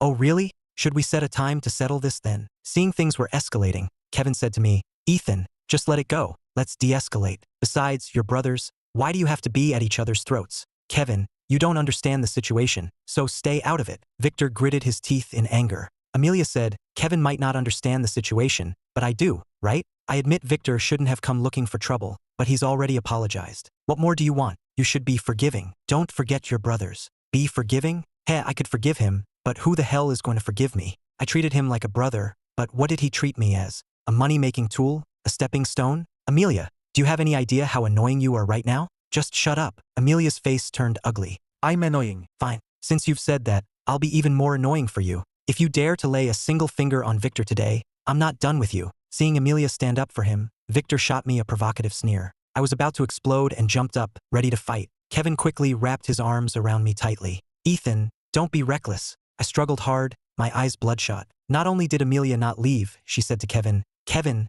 let him go. Let's see what he can do to us today. Having a backer really changes a person, huh? Ready to fight at the drop of a hat. Do you even know who you are anymore? Victor fanned the flames. Ethan, ever since you met Chloe, you've completely changed. You've disowned your family, and now you're a kept man. Is money really that important to you? Sigh, if mom and dad knew what you've become, they would be so disappointed. Don't you dare mention our parents, you're not worthy. I completely lost control, broke free from Kevin, and lunged forward, knocking Victor to the ground with a single punch. Ethan, I'm going to kill you. Victor scrambled up, ready to fight, and I clenched my fists tightly. Amelia stomped her foot in frustration. Enough. Ethan, so you supported Victor through a few years of school, so what? If he doesn't pay you back, he'll never be able to hold his head high, and you'll never let him forget it. Just say it, how much did he spend of yours? I'll pay you back for him. I couldn't control my temper when talking to him. 50,000 a year, that's 200,000 for 4 years. Hand it over. Amelia, also furious, took a bank card from her purse and threw it at my feet. You can check it right now, it's 200,000, not a penny less. Remember, from now on, Victor owes you nothing, and you are not to bring this up again. That 200,000 was meant to help Victor buy a house. He wasn't about to let me have it easily and snatched it up first. Amelia, this is your money. What I owe him, I will pay back one day. Victor, if you hadn't told me to drop out and work, I'd be graduating from college soon too. You told me that if I just supported you through your studies, you would never let me down. And what's the result? Is this how you repay me? Victor, you ruined my life. What can you possibly do to repay that? Can you ever repay it? But Victor refused to admit it. Stop making things up. I was the one who said I would go work to support your education, but by the time I found out, you had already dropped out. And now you're blaming me? Ethan, are you even human? I never thought he would twist the story like that. I knew you wouldn't admit it. It's been 4 years, so let's just forget it. But let me ask you again, how much did you really sell the house for? 400,000 or $1 million? Victor's eyes darted around nervously. Of course it was 400,000. Who would believe a burned-down house sold for $1 million? I laughed in fury. Oh, Victor, Victor. The house clearly sold for $1 million. You gave me 200,000 and pocketed 800,000 for yourself. I glared at Amelia. You wanted to pay his debts for him, right? Then pay me for this too. Amelia looked at Victor, half believing, half doubting. Victor quickly said, Amelia, you're going to believe someone like him? The house really only sold for 400,000. Every word I'm saying is true. Amelia said, the house was so badly burned. Getting 400,000 for it is already a good deal. Victor nodded emphatically. Exactly. So when he says it sold for $1 million, he's just talking nonsense. Oh, really? A familiar voice cut in. It was Chloe. She gave Amelia a mocking look. You scumbag, you have no shame. Do I have to show you the sales contract for you to admit the house sold for $1 million? Fine, I'll grant your wish. Chloe took out her phone and pulled up the digital contract. Open your damn eyes and see for yourself. Does the contract say 1 million or 400,000? Victor completely panicked, his face turning ashen. Amelia snatched the phone and stared at it, her expression slowly changing to one of utter disbelief. Is this contract real? Amelia, I just wanted to have a little more money for a new house. Victor, how could you do this? I never forced you to buy a house. If we don't have money, we can earn it. Why would you do this? You've disappointed me so much. Amelia, I know I was wrong. Please forgive me. I'll give him the 300,000 I owe him right now. Victor was smart. When he couldn't argue his way out, he offered to pay up to win her forgiveness. Although Amelia no longer trusted him as she once did, she was still being deceived by him. After transferring the money, Victor took Amelia's hand, ready to leave. Amelia slapped the bank card on the table. From now on, you and Victor are even. He doesn't owe you anything anymore. Miller, I never used to believe the phrase all beauty, no brains. But since meeting you, I'm a firm believer. After everything that's happened recently, you're still defending that scumbag. It's pathetic. Amelia stopped and asked, what are you trying to say? Victor didn't dare let Chloe say another word and quickly dragged Amelia away. Chloe shook her head helplessly. I've seen dumb women, but I've never seen one this dumb. Kevin was completely confused. Miss Sterling, did Victor do something else to wrong Ethan?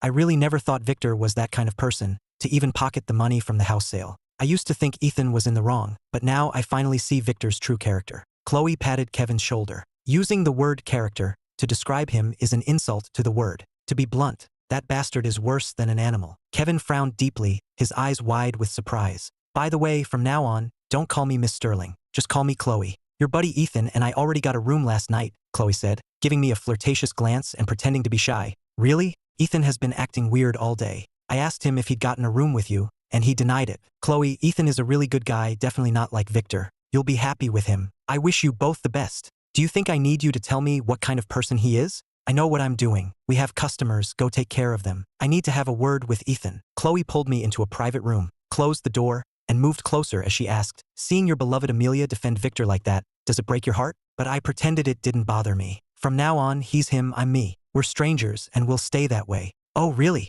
Chloe got closer and closer, until she was almost touching me, and I instinctively backed away. Do you know what your biggest weakness is? You can't control your emotions. Everything you feel is written all over your face. I was speechless. I know it's impossible for you to forget her overnight, so I won't force you. But you need to remember that you are my boyfriend now. If you dare to do anything to betray me, I guarantee your fate will be worse than Victor's. I frowned. Miss, there's no one else here. You can stop acting now, right? What act? I'm serious. We already got a room last night. Are you trying to deny it? Chloe took a large step forward, and I stumbled back until my back was against the wall with nowhere to go. I quickly said, but nothing happened last night. Who says? Chloe pointed at me angrily. You were drunk last night and got handsy. If I hadn't fought you off, you would have done it. Even though you didn't succeed, you still looked and you still touched. What's the difference between that and actually sleeping together? My face flushed red with shame, but I was also full of doubt. Got handsy? Looked and touched? How come I couldn't remember anything? Seeing my silence, Chloe said with a seductive look in her eyes,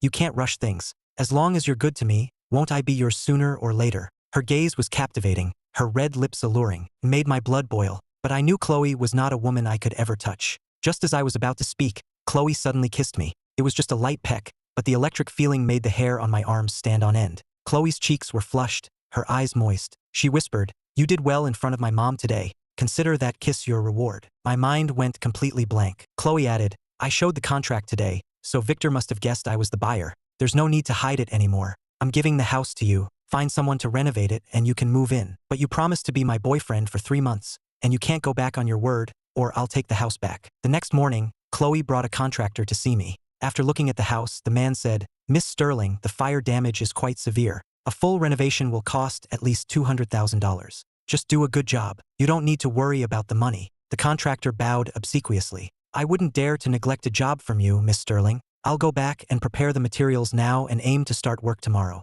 After the contractor left, Chloe let out a long sigh of relief. Phew, that's finally settled. Now that the house was back in my possession, I could finally relax. To others, Chloe might seem like a spoiled, willful heiress, but to me, she had a good heart. At least she had been genuinely good to me. People aren't made of stone, and I was truly grateful to her. I said, Miss Sterling, I can only give you $500,000 right now. I'll pay you half now, and the rest when I earn more money. At the time, I had $800,000 in hand, $200,000 from Amelia, and $500,000 from my share of the house sale. I handed Chloe the card with the $500,000. Chloe glanced at me. What are you doing? You spent $1 million on the house, and now you're giving it back to me. I'll pay you half now and the rest later. I needed money, and I liked money, but I couldn't accept money I hadn't earned. You probably don't even make $500,000 a year from your barbecue stand, right? And you're just giving it to me so easily? You don't regret it? Chloe asked, staring at me. I smiled faintly and shook my head. A good man loves wealth, but he obtains it through righteous means. I might not be a good man, but I'm not a villain either. If it were Victor,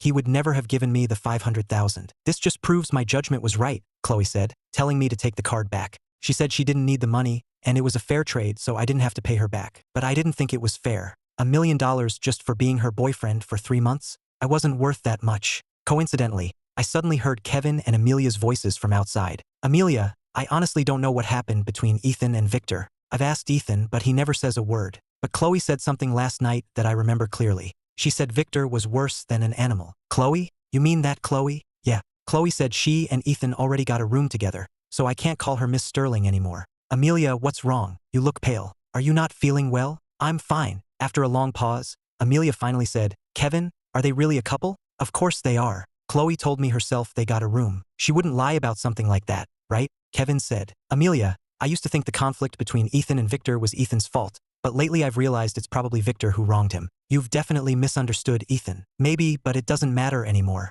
Kevin, I have to go. Don't tell Ethan I came looking for you, okay? Okay, I won't. Amelia, let me walk you out. No need. As Amelia walked past the gate, she subconsciously glanced into the yard where Chloe and I were standing. She paused for a moment, her cold gaze sweeping over me, then strode away. Ethan, Chloe. Kevin was clearly startled to see us. He scratched his head and walked in with a goofy grin. Ethan, Chloe, what a coincidence. Chloe gestured with her chin in the direction Amelia had left and asked Kevin with a smirk, what did Miller want with you? And nothing. Hey, Ethan, we're out of ingredients at the restaurant. I'm gonna go buy some. Kevin tried to slip away but was yanked back by Chloe, who shook a small fist at him. Kevin, my fists have been feeling a little itchy lately. What do you think I should do about it? Kevin's brow furrowed, and he quickly said, Chloe, Amelia was asking me about Ethan and Victor, but I don't know anything, so I didn't say anything. Chloe scoffed. She wants her cake and to eat it too. What a little sweetheart. Kevin, if she comes looking for you again, you tell her that Ethan and I have already been intimate, and she should give up. You're single too, right? If you do as I say, I'll introduce you to some rich,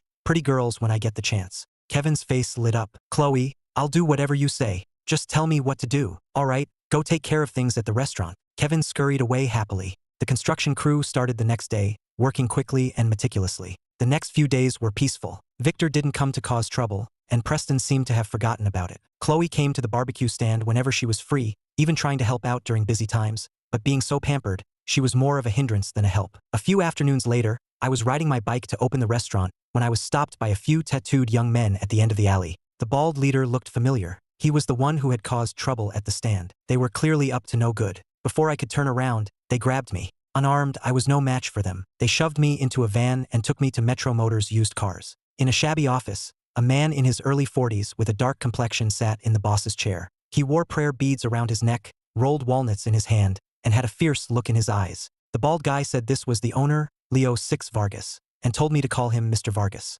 I stubbornly refused, and the bald guy raised his fist to hit me. Leo suddenly said, Todd, wait. The bald guy, Todd, stepped back and sat on the sofa to drink some water. You're Ethan. Leo walked over. He was half a head shorter than me but very muscular. I hear you've got powerful connections. That your relationship with the Sterling Corporation's heiress is something special. I knew he was up to no good and I was probably in for a beating, so I used Chloe's name to try and intimidate him. I said, since you already know, why don't you just send me back? Damn it, is that how you talk to Leo? Todd glared at me angrily. Leo laughed it off. The Sterling Corporation is powerful, and it's true I can't afford to mess with them, but I do have a professional code. Take the money, do the job. So he was working for someone else. The person who hired him had to be powerful. My first thought was Preston. I mustered my courage and said, if you dare to touch me, Chloe will never let you get away with it. The young man slammed the table and jumped up, looking fiercely loyal. Leo asked with a smirk, Ethan, don't you want to know who's after you? Who else could it be but Preston? You know Preston? Leo was surprised for a moment. When I didn't answer,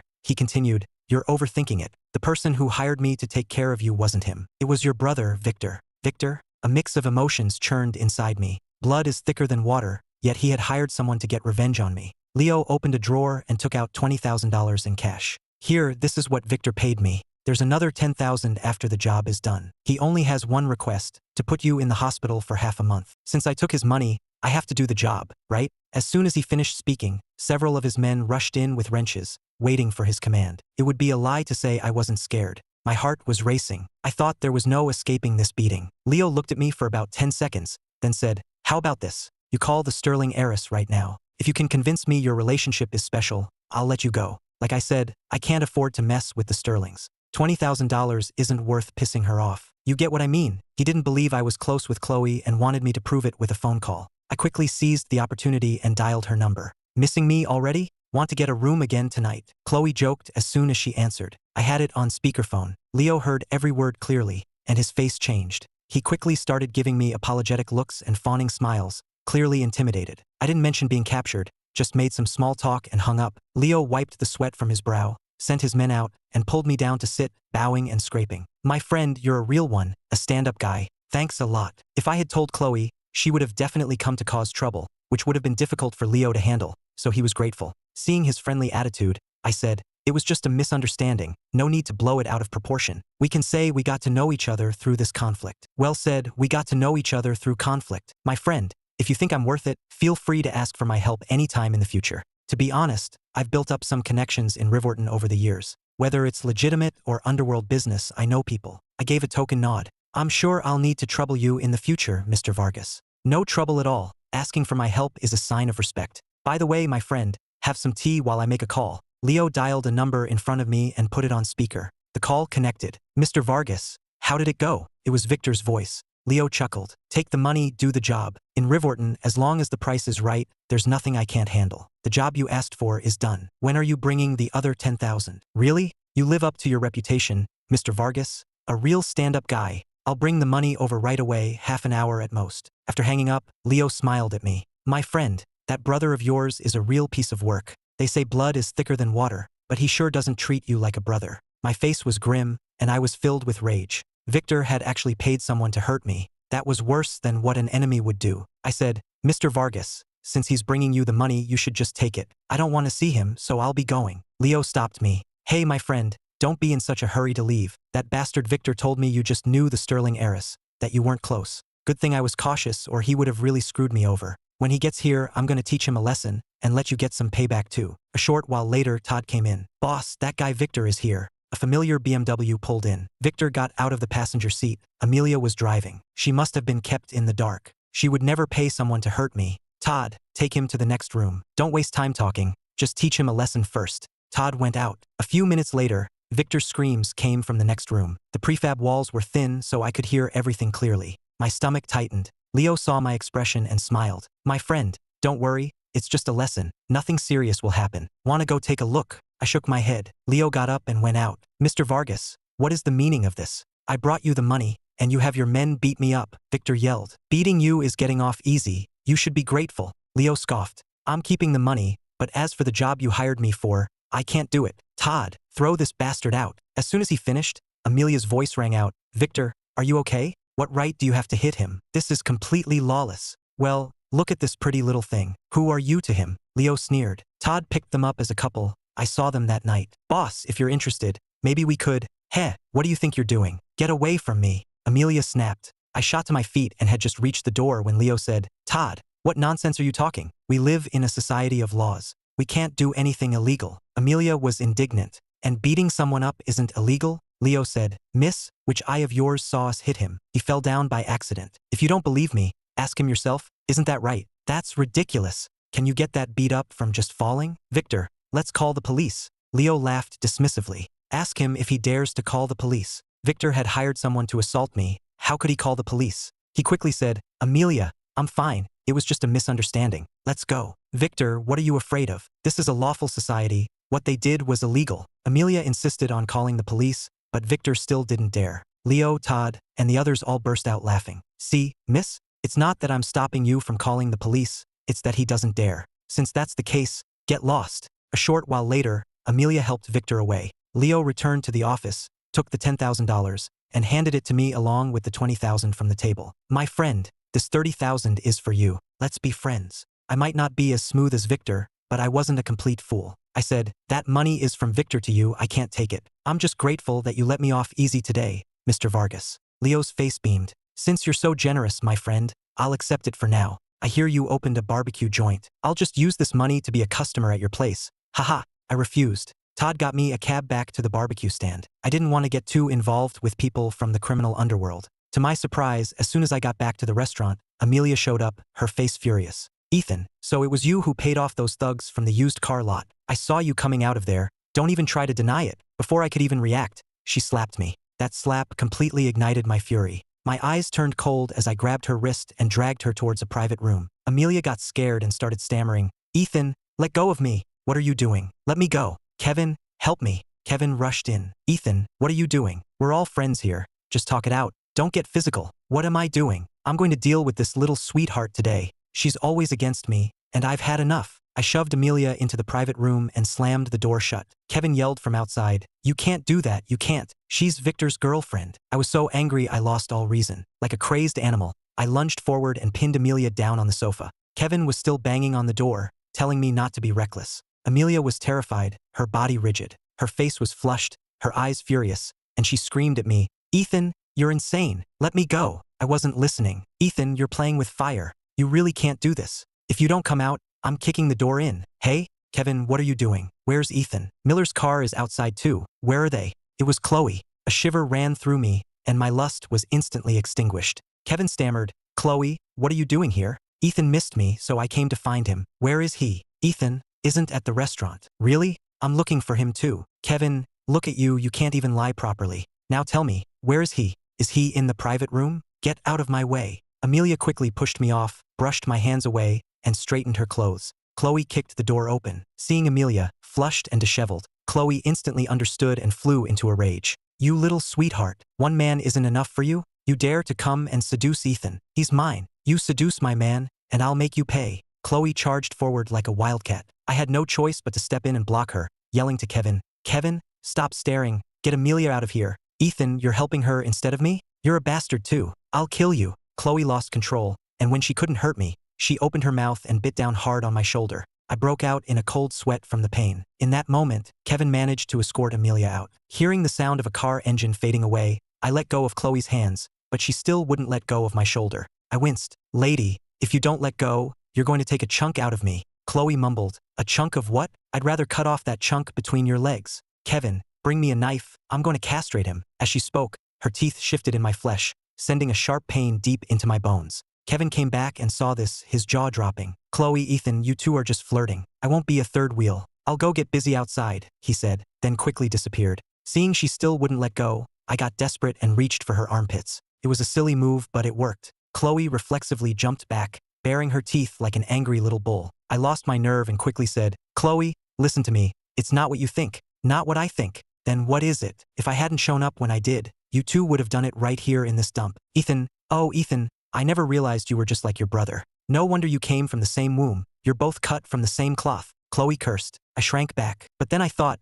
this was just a transaction. What was I afraid of? I puffed out my chest and said, Chloe, that's enough. Don't take it too far. If word gets out, people might actually think we're a couple. Aren't we? Chloe's face was red with anger, her eyes bloodshot. Don't forget I kissed you that day. If I didn't see you as my boyfriend, why would I have kissed you? Because I'm desperate? Let me tell you, I am not that kind of casual person. I was petrified. Had this woman actually fallen for me? How was that possible? I was poor and had nothing. How could she possibly be interested in me? Ethan, I'm giving you a few minutes to think about how you're going to explain this. Chloe stormed out, fuming. I took a moment to calm down. When I went out, I saw Chloe leaning on a table, complaining to Kevin. Kevin, I've been good to Ethan, haven't I? So why would he betray me? It seems you can't spoil a man. The more you spoil him, the more he takes you for granted. Kevin, I can't let this go. Will you help me? Later, you hold him down and I'll chop off that thing between his legs. After it's done, I'll introduce you to some rich, pretty girls. A shiver ran down my spine. Kevin asked cautiously, Chloe, the rich, pretty girls,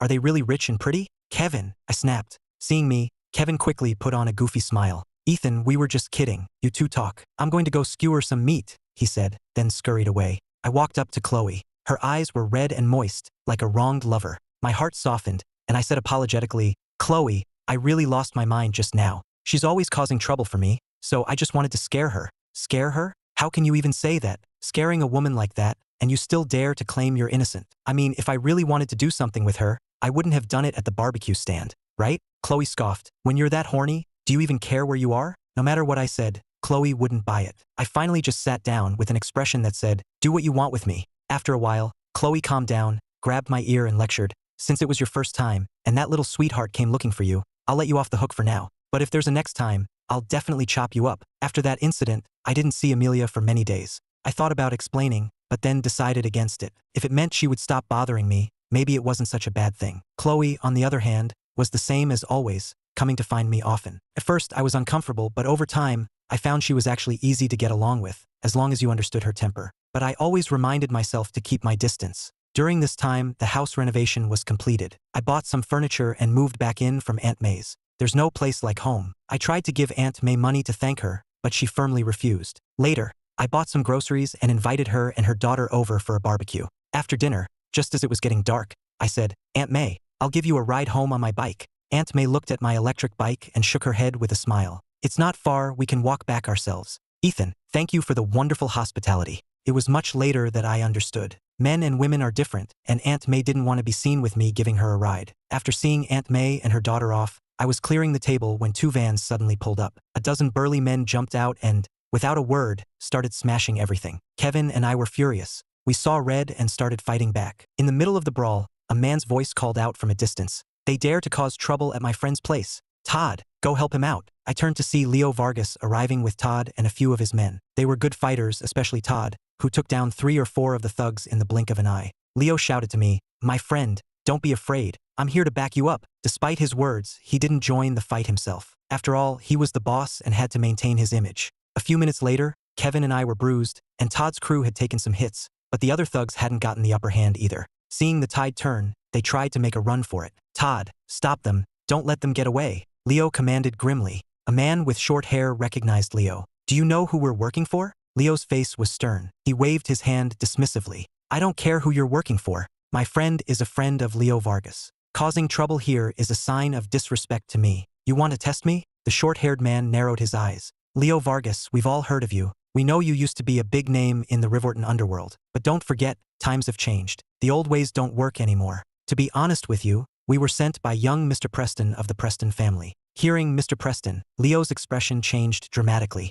"Preston? Who else could it be?" The short-haired man scoffed, his face full of disdain. "Leo Vargas, are you really thinking of going against Mr. Preston? It's not that I, Todd, look down on you, but in Mr. Preston's eyes, you're just trash." I had already guessed they were sent by Preston. A look of fear flashed across Leo's face. He glanced at me, then gritted his teeth and said, "I'll say it again, my friend is my friend. Since I'm here, I can't just stand by and do nothing." "Fine. Leo Vargas, remember what you said. We'll settle this another day. Let's go, boys." Todd and his men left. Leo let out a long breath and pulled me into a private room. After closing the door, he wiped the sweat from his brow. "My friend, were they really sent by Preston? You have a feud with him?" "A small disagreement." Leo sighed heavily, his face mournful. "My friend, I'm in big trouble this time. Preston is not someone a guy like me can afford to offend. The Preston family is just as powerful as the Sterlings. If he comes after me, I'm finished. What am I going to do?" I thought to myself, you can stop complaining. I can't even protect myself. Leo glanced at me again. "My friend, the only way out of this now is to call the Sterling heiress. She's the only one who can sort this out. I'm begging you, you can't just leave me to hang." I was taken aback. "My friend, I'm actually a decent guy. You'll see over time. In our line of work, loyalty is everything." After thinking it over, I realized I had no choice but to call Chloe. For one, Leo had helped me. For another, if I didn't handle this, Preston wouldn't let me off the hook either. I called her and explained the situation. Before long, Chloe arrived with several bodyguards in black suits. The moment she saw me, she asked, "Ethan, are you okay? Are you badly hurt? Do you need to go to the hospital?" I waved my hand. "It's just scrapes and bruises. Nothing serious." "That bastard Preston. I should have known he'd come after you again. It's my fault for not thinking it through. I should have sent people to protect you," Chloe said, her face full of self-blame, and her eyes held a hint of genuine concern. Leo was all smiles. "My friend, this must be the heiress of the Sterling Corporation, right?" Chloe glanced at him. "Ethan, who is he?" I quickly said, "This is Leo Vargas. If he hadn't shown up just now to stop those guys, the place would have been trashed again." "When did you meet him? How come I didn't know about this?" Chloe asked, looking at me suspiciously.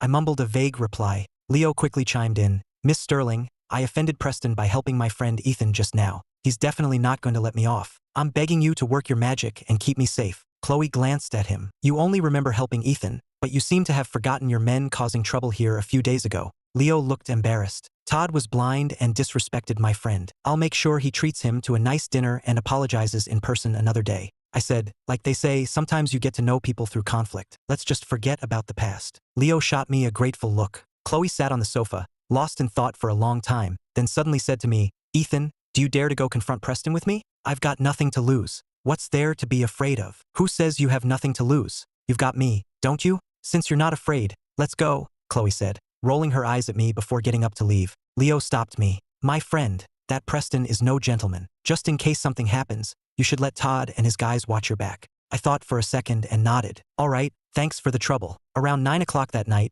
Chloe parked her car outside a private club and told me Preston was the owner. Chloe led me and 4 bodyguards into the lobby. "Go ask if Preston is here." One of the bodyguards went to the front desk and came back. "Miss, Preston is in his office on the 4th floor." The elevator stopped on the 4th floor, where 4 or 5 men in suits were standing in the hallway. Chloe walked straight to the office door, but one of the men blocked her. "Who are you?" Slap. Chloe slapped him across the face and snapped, "Open your damn eyes and see who I am." "Am Miss Sterling?" the man said, frowning. "My apologies. I didn't recognize you. Please wait a moment, Miss Sterling. I'll go inform him." "I need you to announce me to see him?" Get lost. Miss Sterling, Mr. Preston said that no matter who it is, they must be announced before entering his office. Miss Sterling, it's his rule. Please don't make things difficult for us. Chloe didn't waste any more words and gave her bodyguards a look. They blocked the men in suits, and Chloe pushed the door open and went in. The office had a lounge area, separated by floor-to-ceiling windows. Through the glass, I could clearly see Preston playing poker with 3 women. The first time I met him,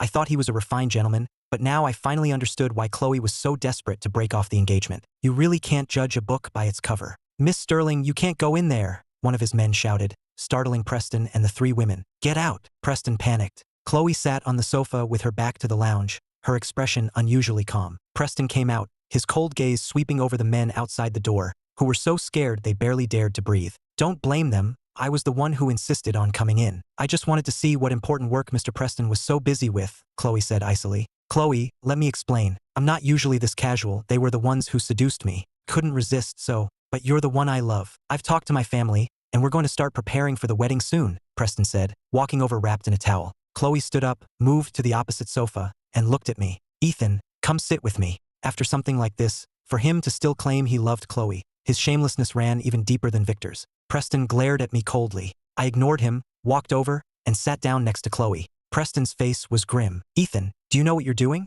She is my fiancée. Get out of here right now, or you're not leaving alive. Don't be afraid. As long as I'm here, no one will touch you, Chloe said. Preston, I brought Ethan here to tell you that I'm his woman now, and I won't marry anyone else. As for our engagement, it's meaningless. Whether you break it off or not, I'm going to be with Ethan. Preston gave me a dismissive glance, his face full of scorn. Him? Hey, Chloe, I know you have a big misunderstanding about me, but you don't need to use him as a shield to piss me off. You say you're his woman, you think I'll believe that. Whether you believe it or not is your business, but we've already had our duo Q session. Why don't you go ask the arcade where we played? You can't just make up things like that. Who's making things up? Ethan, you tell him, haven't we had our session? Chloe said. I nodded. Chloe immediately poked my cheek, her face full of charm. Your raw Odin was very satisfying. Hearing that made my mouth go dry and a fire ignite within me. Slap. Preston slammed his hand on the coffee table, his eyes murderous. Ethan, I want you dead. Someone, get in here and kill him for me. A few of his men rushed in, and Chloe's bodyguards charged in as well.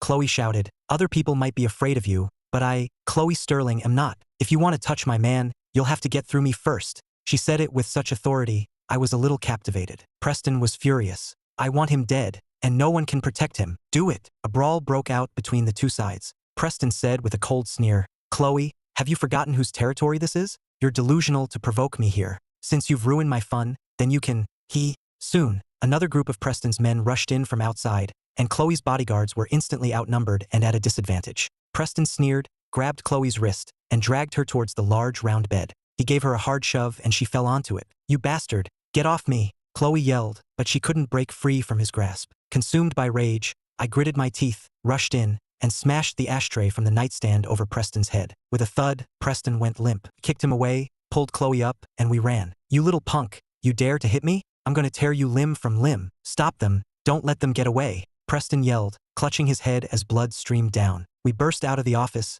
and I pulled Chloe as we ran downstairs. Hey, slow down, I can't keep up, Chloe panted, struggling to match my pace. When we reached the first floor lobby, a dozen of Preston's men were waiting and swarmed us. Chloe, you go first. I shoved her away. The situation was dire. I had to hold them off so she could escape. Nobody is leaving today. Boys, get him. A dozen men surrounded and beat me. I was powerless to fight back, so I curled into a ball to protect my vital organs. Chloe stomped her foot in frustration. Just then, Todd arrived with 7 or 8 men and immediately rushed in to help me. Chloe helped me up and we slipped out in the chaos. Once in the car, Chloe slammed her fist on the steering wheel. That dog Preston, I'm not done with him. He thinks he can bully me because I have no one? Fine, then I'll just have someone trash his club. Calm down. If you trash the club, things will get serious. I can't calm down. Chloe dialed a number. Listen, I need you to bring a crew to Maple Avenue and trash a club. Bring a lot of guys and be quick about it. That's all. After she hung up, I didn't dare to ask any more questions.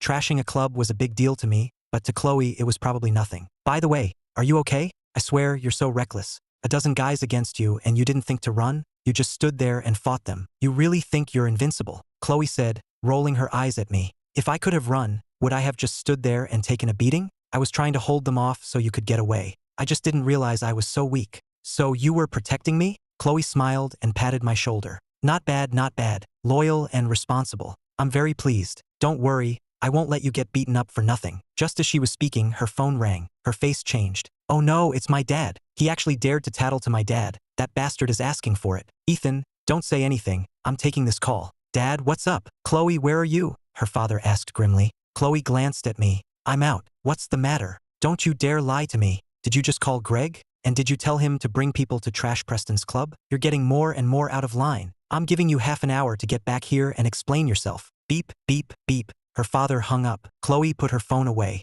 The guys I called aren't coming. So what now? Your bodyguards and Todd's crew are still at the club. Don't worry, Preston won't dare to do anything serious to them. At most, they'll get a few bruises. Ethan, you have to come home with me. I'm afraid my dad won't believe me. No eyes, just sit tight. Chloe floored the gas, and the car shot forward. About 20 minutes later, the car pulled into a luxurious estate. I was stunned by the opulent mansion, which reeked of money. No wonder Preston had said that what I earned in a year wasn't even enough for Chloe's allowance. What's wrong? Chloe asked. I gave a dry laugh. Your family is incredibly rich. This is nothing. There are plenty of rich people in Riverton, and many are wealthier than my family. Come on, let's go see my dad first. The living room was grand and luxurious. Her father sat on a large sofa, his expression grave. Her mother was there too and gave Chloe a subtle wink. Chloe, your dad is furious. You should hurry up and apologize. Mom, I didn't do anything wrong, Chloe said. Her father slammed the table. Nothing wrong? Preston called me himself and said you had him beaten up, and you still dare to say you did nothing wrong? Chloe, I can overlook your usual tantrums, but you've gone too far this time. Forget whether the Preston family will make a big deal out of this. You're engaged to Preston, which means you'll eventually be part of their family. They tolerate you now because you're not married yet, but how do you think they'll treat you once you are? You can't just think about the present. You have to consider the long term. Chloe rolled her eyes. I'm not marrying that scumbag. What did you say? Her father's presence filled the room with anger. I can tolerate a lot of things from you, but when it comes to marriage, you will listen to me. And why did you bring that kid back here? I don't want to see him. Get him out. I didn't know what to do. Chloe said, Dad, his name is Ethan, and he's the one I've chosen. If I'm going to marry anyone, it will be Ethan. I would rather die than marry someone like Preston. Her father shot up from his seat, his eyes cold and dangerous. Her mother quickly stepped in front of Chloe, afraid her father would strike her. Chloe, what kind of misunderstanding do you have with Preston? You make him sound like a terrible criminal. Her father gritted his teeth in anger and sat back down. I think Preston is a good person. Dad, do you even know Preston? Do you know how depraved his private life is? You don't know anything. Of course he acts like a good person in front of you, but behind your backs, his true nature comes out. You want to know what happened today? I'll tell you. I went to talk to him about something, and you know what I saw when I got there?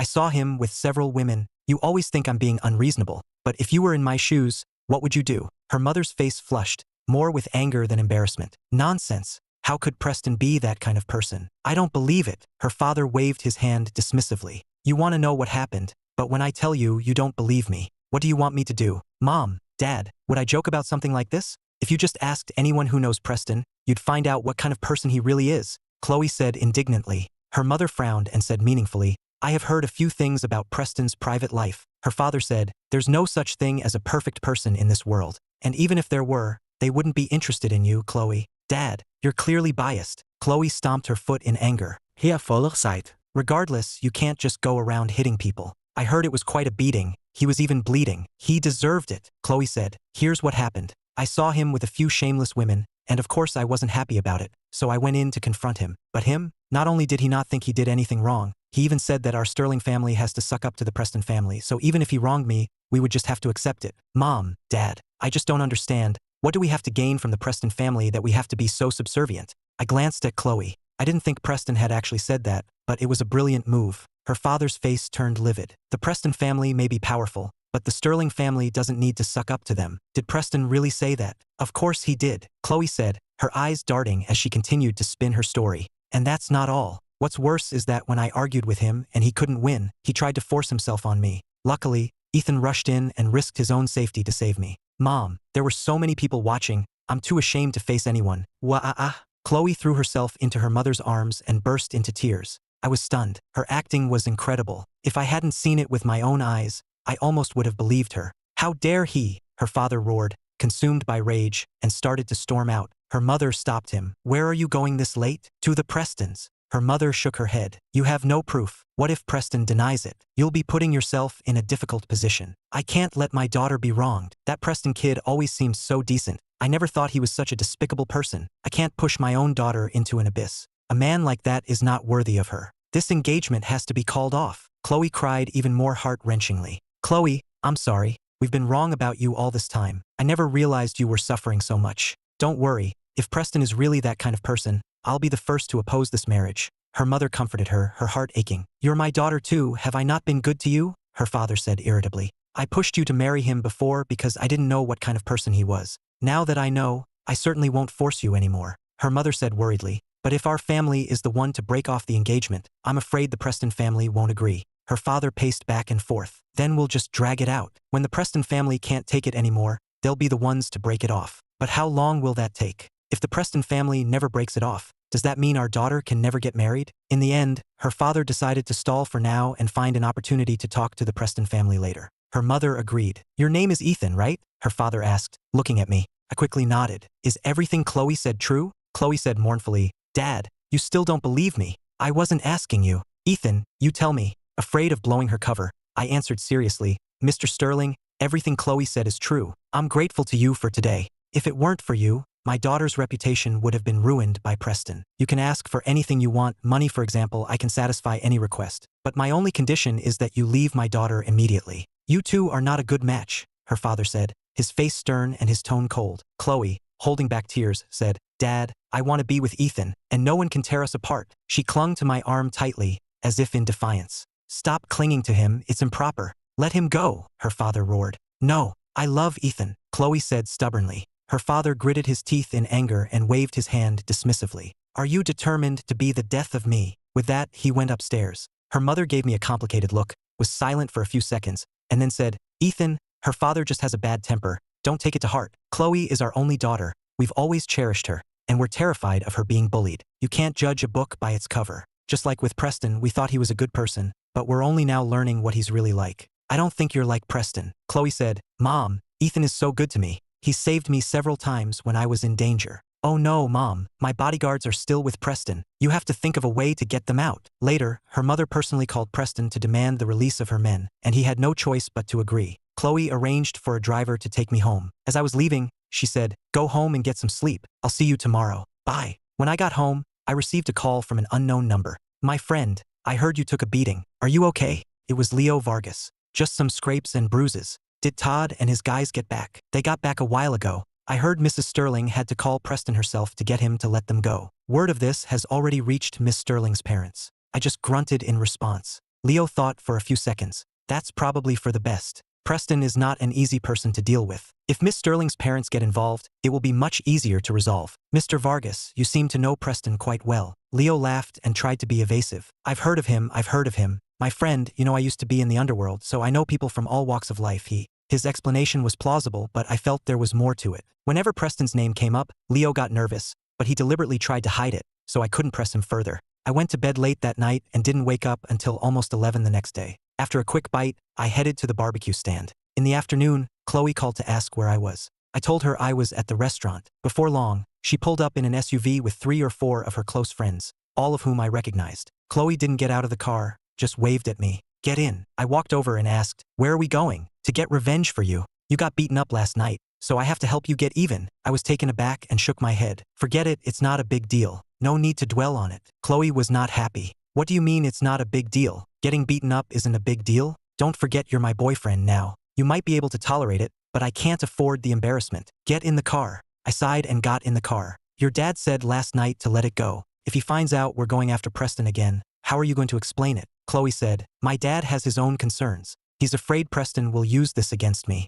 but it's not that easy to get leverage on me. Don't worry, I've already made arrangements. Today is not just about getting revenge for you. You don't even have to show your face. Just sit back and enjoy the show. I knew I couldn't stop her, so I just went along with it. Her father didn't want to cause trouble, because he was afraid Preston would use it to threaten their family. But Chloe said she had a way to teach Preston a lesson and make him swallow his anger, which made me curious. We went to a resort villa owned by the Sterling family. Chloe had prepared 2 adjacent rooms, separated by a single wall. She took me to the room on the right, while her friends went to the one next door. I closed the door and asked, What exactly are you planning? Can you tell me now? Chloe didn't answer. She opened a laptop, and after a few clicks, a surveillance feed of the next room appeared on the screen. Several women were sitting on a sofa, with a large round table next to them set with food and drinks. You'll see in a bit, Chloe said, telling me to watch the computer as she went next door. She asked a woman in a short skirt, "Is everything ready?" The woman, whose name was Evelyn, nodded. "Almost. Chloe, are we really doing this? I think it's a bit risky.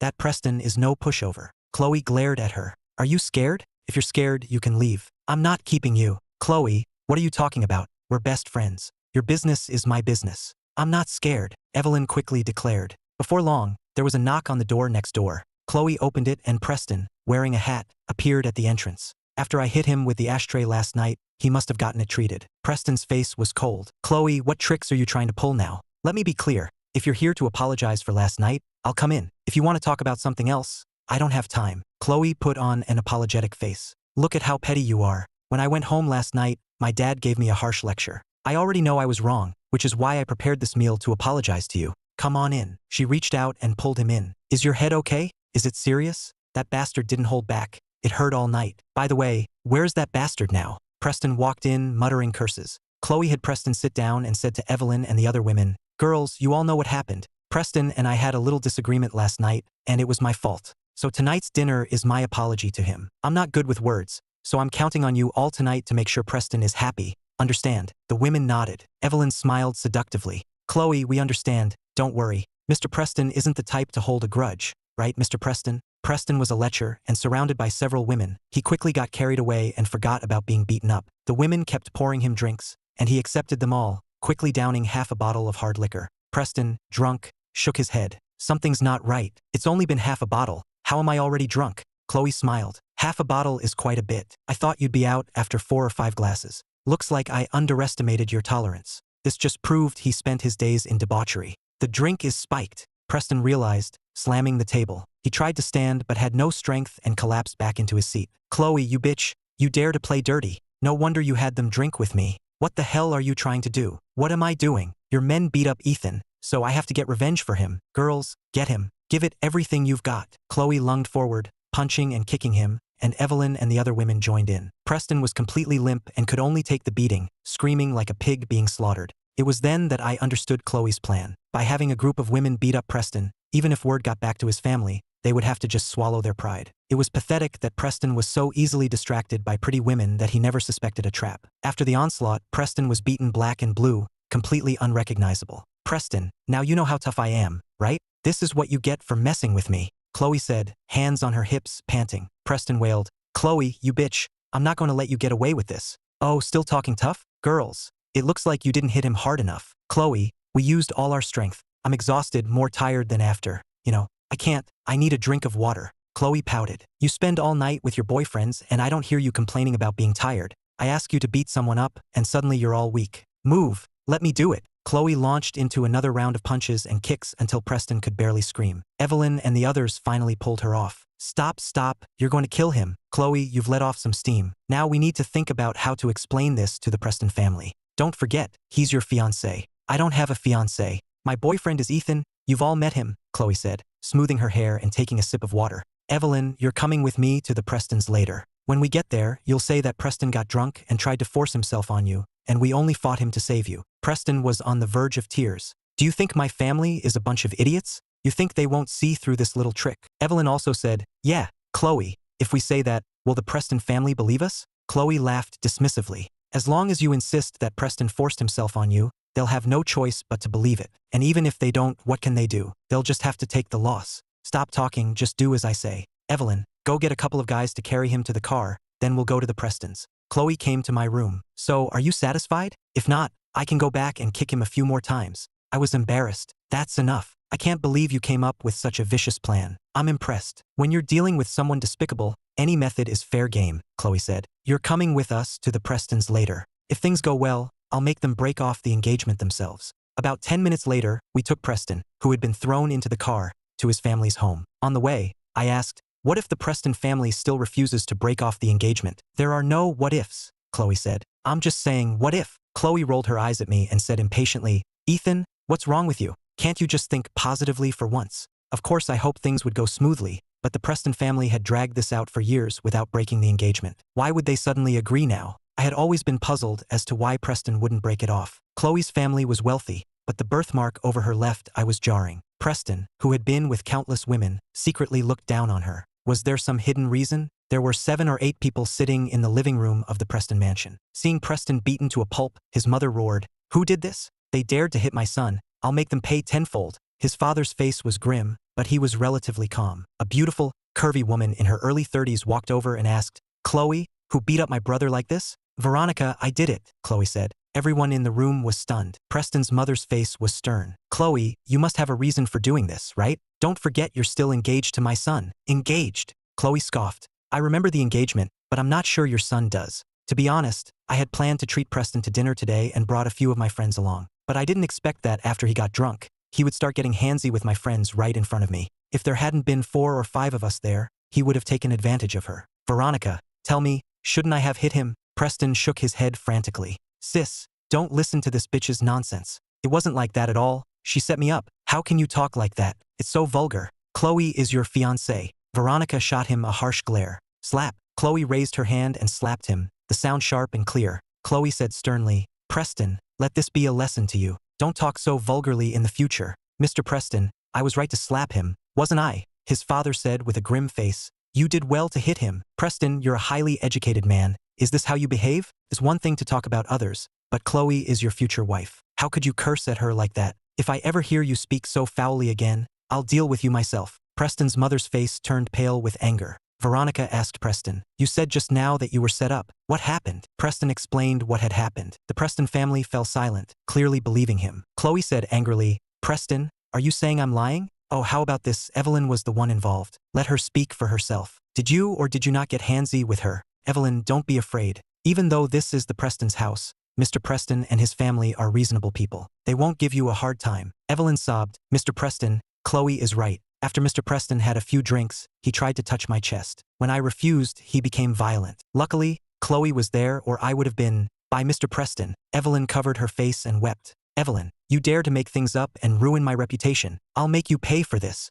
Preston roared, about to strike her. Evelyn, terrified, hid behind Chloe. Chloe glared at Preston. Getting agitated is a sign of a guilty conscience. If you didn't harass Evelyn, why are you so worked up? Preston, I'm telling you, don't think you can do whatever you want just because this is your family's territory. We're all reasonable people here. Evelyn cried, "Mr. Preston, I didn't do anything to offend you. Why are you targeting me? I'm begging you, please leave me alone." With Chloe and Evelyn playing their parts perfectly, the Preston family looked at each other, speechless. Even if they knew Chloe was deliberately framing him, they had no proof and were powerless. His father strode up to Preston, slapped him hard across the face, and roared, "You bastard! You've brought shame upon the entire Preston family." His mother pushed his father away, protectively shielding her son. "Why are you hitting him? Can't you see he's already hurt? I don't believe my son is the kind of person they're describing." "Ma'am, are you suggesting we're framing your son?" "I'm just saying my son is not that despicable." "So he's noble?" "Heh, that's the funniest joke I've heard all year. Last night when I went to find your son, he was in bed with several shameless women. Just thinking about it now makes me sick."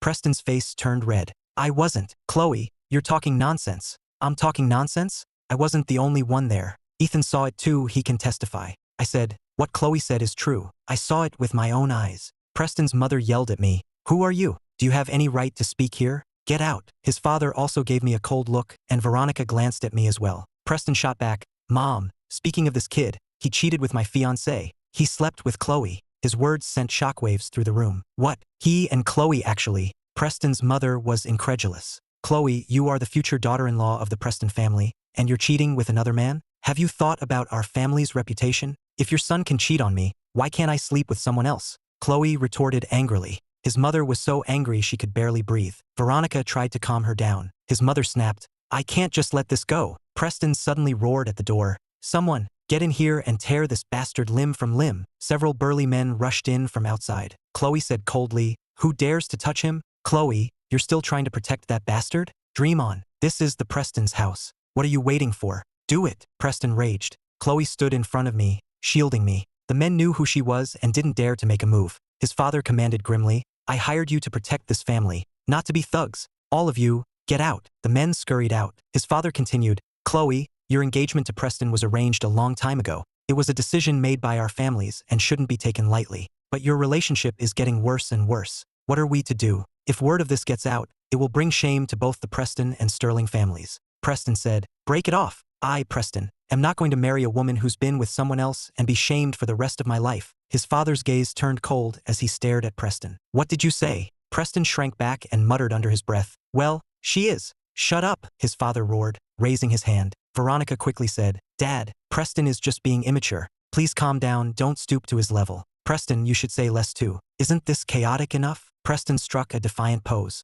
Chloe took the opportunity to say, Mr. Preston, you heard him. Preston doesn't even like me, and there are no feelings between us. You can't force love. It's better to let each other go and be free than to live a miserable life together. Well, his father looked troubled. His mother scoffed, Fine, break it off. It's not like my son can't find a wife. Why hang on to just one person? Besides, my son is so handsome. There are plenty of girls who like him. Her mother's underlying meaning was that the birthmark on Chloe's face made her unworthy of Preston. Veronica said, An engagement is not a trivial matter. We should think this through carefully. Chloe, Preston, I think you're both just angry right now. Why don't you both calm down and we can talk about this again later? Sis, don't try to persuade me. I'll say it again. I, Preston, will not marry a woman who's been with someone else. We all know who's really been around. Since that's the case, there's no point in talking further. If we're breaking off the engagement, we should put it in writing, right? A verbal agreement is not enough, Chloe said. Preston scoffed dismissively, as if I would go back on my word. Let's write the annulment agreement right now. Preston was resolute, which was exactly what Chloe wanted. Although his father had his reservations, he was out of options. In the end, they wrote up an annulment agreement, both signed it, and each took a copy. His father sighed helplessly. Such a good match. How did it come to this? Mr. Preston, it's getting late, so we won't bother you any longer. Ethan, Evelyn, let's go. The engagement was finally broken, and Chloe was the happiest of all. As for whether she was used goods, she didn't care at all. After all, nothing had actually happened between us. After leaving the Prestons, Chloe drove me home, her face beaming with joy. From today on, I'm finally free. Ethan, you played a huge part in this. Ask for any reward you want, and I'll do my best to grant it. I shook my head with a bitter smile. What did I do? You're the smart one. You got Preston to break off the engagement with just a little trick. You're amazing. Really? I don't know why, but I've been annoyed by him since we were kids. After putting up with it for so many years, I finally solved a major problem. Of course, without your cooperation, Preston would have never agreed to break it off. I'm the only daughter in the Sterling family, so our family's fortune would have eventually been taken over by him. That's why he, and the whole Preston family,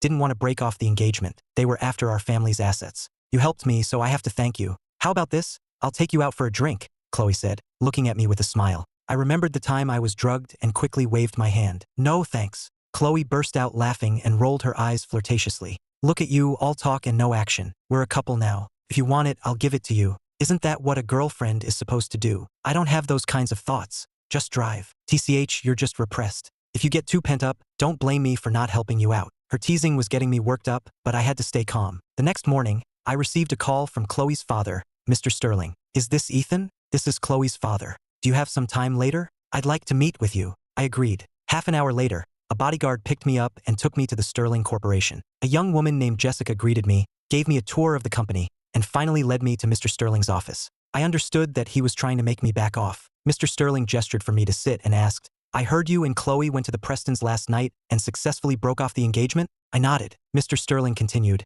To be honest, I never expected Preston to be so fickle. Chloe is my only daughter, and I can't push her into a fiery pit, so breaking off the engagement was probably the best solution. You played a significant role in this, and I, Mr. Sterling, always repay my debts. Since you helped Chloe, I must thank you. He placed a bank card in front of me. There's $500,000 in here. It's your reward. Of course, I have one condition. I want you to stay away from my daughter from now on. Can you agree to that? Just as I expected. I smiled faintly and said, Mr. Sterling, I know the gap between Chloe and me is vast, so I would never dare to have any improper thoughts about her. The truth is, that day you found us at the hotel was just an act she put on. Nothing happened between us. I know, Mr. Sterling said. I was taken aback. Mr. Sterling explained, I know what kind of person my daughter is. Although she's often carefree and throws tantrums like a spoiled princess, she knows where to draw the line better than anyone. The reason I didn't expose her at the time was because I wanted to see how the Preston family would react when they found out. All right, please continue. To be blunt, I was just a shield Chloe used. Now that she's broken off her engagement with Preston, there's no need for me to be her shield anymore. So I will keep my distance from her in the future. As for this card, I can't accept it. Chloe has already compensated me. Mr. Sterling shook his head and said I was being too naive. He suggested that Chloe might have actually developed feelings for me, and even if I didn't contact her, she would contact me. I gave a surprised, bitter smile. How could she possibly like me? You're worrying for nothing, Mr. Sterling. I hope I am overthinking it. Ethan, How about I give you a sum of money for you to leave Riverton for a while? Once she's forgotten about you, you can come back. Would that be acceptable? Mr. Sterling, isn't that asking a bit too much? Mr. Sterling nodded. Yes, I know it's a difficult request. But other than that, I can't think of any other way to stop Chloe from contacting you. Fine, since you don't agree, I won't force you. Take this card. Consider it a personal thank you from me. I refused. After leaving the Sterling Corporation, I went to the barbecue stand. The meeting with Mr. Sterling left me feeling vaguely uncomfortable. He kept bringing up the difference in our social status, as if he was looking down on the poor. As soon as I got to the restaurant, Chloe called. Seeing it was her, I didn't answer, but she quickly called a second time. After a long hesitation, I finally picked up. My dad came to see you? What did he say to you? He just gave me a tour of the Sterling Corporation, nothing else. You can't even lie properly. My dad is busy every day. You're not some important official. Why would he have the time to invite you for tea? Now tell me, what did my dad really say to you? Chloe pressed me again and again, so I told her the truth. I knew it was about that. So you agreed? You're really not going to contact me anymore. I opened my mouth, but the words wouldn't come out. Chloe said angrily, Ethan, don't forget, the 3 months aren't up yet. You're still my boyfriend. As a man, you have to keep your word. If you dare to back out now, I won't forgive you. I have something to do right now. I'll come find you when I'm done. To be honest, I was in a difficult position. Just as I was worrying about this, more trouble arrived. That afternoon, Preston showed up with a group of rich kids. They filled up every table, both inside and out, but just sat there chatting without ordering anything. Many potential customers left because there were no seats. By dusk, Preston still hadn't left. Kevin couldn't take it anymore and went over. Are you guys going to eat or not? If you're not eating, then leave. Don't disrupt our business. You fatso, what's with the attitude? You open a rundown barbecue joint and you really think you're the boss? A young man next to Preston sneered contemptuously. How much can this dump possibly make in a day? 1,000? 2,000? 10,000? Name a number, I'll double it. Kevin was single-minded and glared at them. So what if you're rich? Even if you're loaded, I'm not serving you. Go, all of you leave. Stop disrupting our business. If you don't leave, I'm calling the police. Haha, go ahead, call them. Want me to make the call for you? The young man laughed. If you don't call the police, I'll lose all respect for you. Kevin snorted in anger, his expression changing. Preston suddenly said, we're customers. On what grounds can you have security arrest us? Bring us the menu. A waiter cautiously handed over the menu. Preston looked at it and said, listen up, I'm ordering now. 1 lamb skewer, 1 beef skewer, 1 chicken wing. 1 of each for every table. Got it. Ordering only 1 of each skewer, it was clear they were just trying to cause trouble. Kevin slammed his hand on the table. If you're not eating, then leave. I can't serve you. Preston just smiled faintly, but the young men at his table immediately shot up from their seats. You fatso, what's with your attitude? We're gracing your establishment with our business. Don't be ungrateful. Just bring the food as Mr. Preston ordered. If you're 1 skewer short or 1 skewer over, I'll trash this dump. What are you waiting for? Get to it. If we don't see those skewers in 5 minutes, we're trashing this place anyway. Kevin was about to explode, his face red with anger. I quickly went over, patted his shoulder and whispered, just do as they ask. Don't be reckless, or you'll fall into their trap. Only then did Kevin suppress his anger and go to prepare the skewers. Seeing that we hadn't taken the bait, Preston's face darkened. He narrowed his eyes and said, Ethan, you remember this. Riverton isn't big enough for the both of us. Our feud is on. From today on, I'll be coming to support your business every day. Let's go. With that, Preston strode out, and his followers left one by one. Kevin wanted to go ask for the money, but I stopped him. They were after me. I didn't expect to drag you into this. Kevin frowned. Ethan, what are you talking about? You thought I was worthy enough to go into business with you. I'm not an ungrateful person. I didn't mean it like that. It's just that we can't go on like this. If they pull this stunt every day, the barbecue stand will have to close down sooner or later. I was also worried. If it were anyone else, I would have fought back already, but Preston was rich and powerful. I couldn't act recklessly. It wasn't that I was afraid of him. I was just thinking that if I made a move, it had to be a decisive blow. A minor lesson would be meaningless. Ethan, maybe we should call Chloe and tell her? If she steps in, it might help. I waved my hand. I need to figure out how to solve my own problems. What's the point of always bothering her? This won't work, that won't work. Are we really going to have to close down? Let's just endure it for now. We'll think of a solution. Kevin sighed helplessly. About 10 minutes later, Chloe drove up. Seeing the empty restaurant, she asked, what's going on today? This is usually our busiest time. Why is there no one here? Kevin opened his mouth to speak, but I quickly shot him a look. I gave a dry laugh. It's normal to have no business. Maybe people will come later. Chloe's gaze swept over us, as if she was thinking about something. Finally, she smiled and said, it's good that there's no one here. We can take a break. Kevin, Ethan, and I are going out. The restaurant is in your hands. Where are we going? I asked, confused. Chloe, you two go have fun. Don't worry. I've got the restaurant, Kevin said, patting his chest. Chloe pulled me into the car. After we started moving, she asked, "Did Preston send people to cause trouble again?" The moment I got out of the car, I felt something was off. "Something's wrong" was written all over Kevin's face. "Why didn't you let him tell me?" Chloe was smart. I couldn't hide it from her. I pretended to be casual. "I can handle it, you don't need to worry." "How will you handle it? Tell me," Chloe pressed. "We'll cross that bridge when we come to it." Chloe pouted. "You say that so easily, but is Preston really that easy to deal with? Even if he is, what about the Preston family behind him? But in the end, this feud between you and him started because of me. I'm sorry, I didn't expect to cause you so much trouble." I smiled, relieved. "It's fine, I'll figure something out. But on one condition, you can't leave me." "The 3-month period isn't over yet," Chloe said, wrinkling her nose playfully. "I heard there's a new movie out that's pretty good. Let's go see it." "You brought me out just for this? Is seeing a movie not important?" "Miss, I have to earn money. Unlike you, who doesn't have to do anything and has more money than you can spend." "Are you saying my existence is a waste of resources?" Chloe said, displeased. Quickly shook my head. "I'm just saying, there's a difference between people." "Stop talking, I get it. You're saying that watching a movie with me is less important than you making money, right? Then get out of the car." "I won't keep you from your money," Chloe said, pulling over to the side of the road. "Get out, go make your money. Isn't money all you care about?"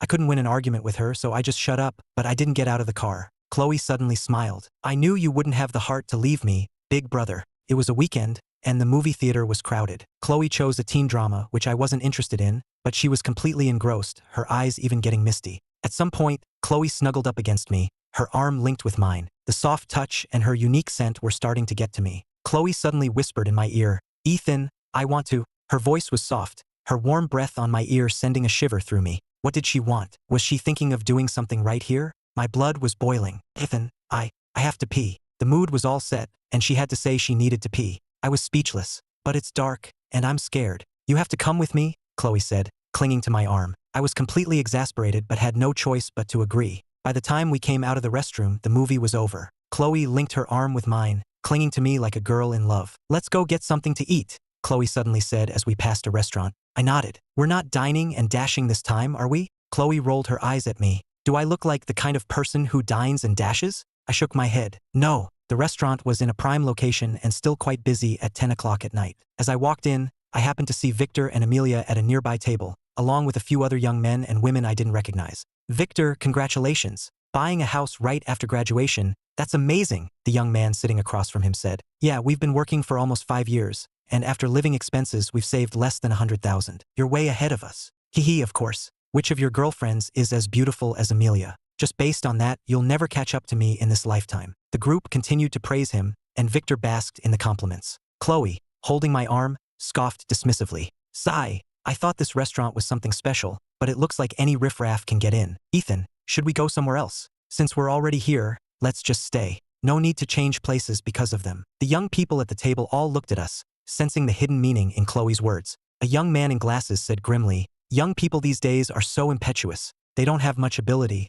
but they think they're all that. These are the types who clearly haven't been beaten down by society yet." Chloe turned her head, her gaze locking onto him. "Are you talking about me?" "Whoever I'm talking about knows it," the young man said, adjusting his glasses. Chloe stood up and walked over. I tried to stop her, but I couldn't. Victor and Amelia looked nervous. Victor stood up and said, "Chloe, he's my colleague. Just let it go." Chloe ignored Victor completely, picked up a glass of red wine, and threw it in the man's face. "Who do you think you are to be wearing glasses? I can't stand phony intellectuals like you. From now on, you'd better watch where you're looking. If you ever see me again, you get as far away from me as possible." The young man shot up in anger, slammed the table, but before he could finish speaking, Chloe shot back, "Do you know who I am? You're not qualified to act tough in front of me." The young man, having lost face, wanted to argue, but Victor stopped him. "Mr. Wallace, just let it go. She's the heiress of the Sterling Corporation. We can't afford to mess with her." "The Sterling Corporation?" The man in glasses froze, then became visibly anxious.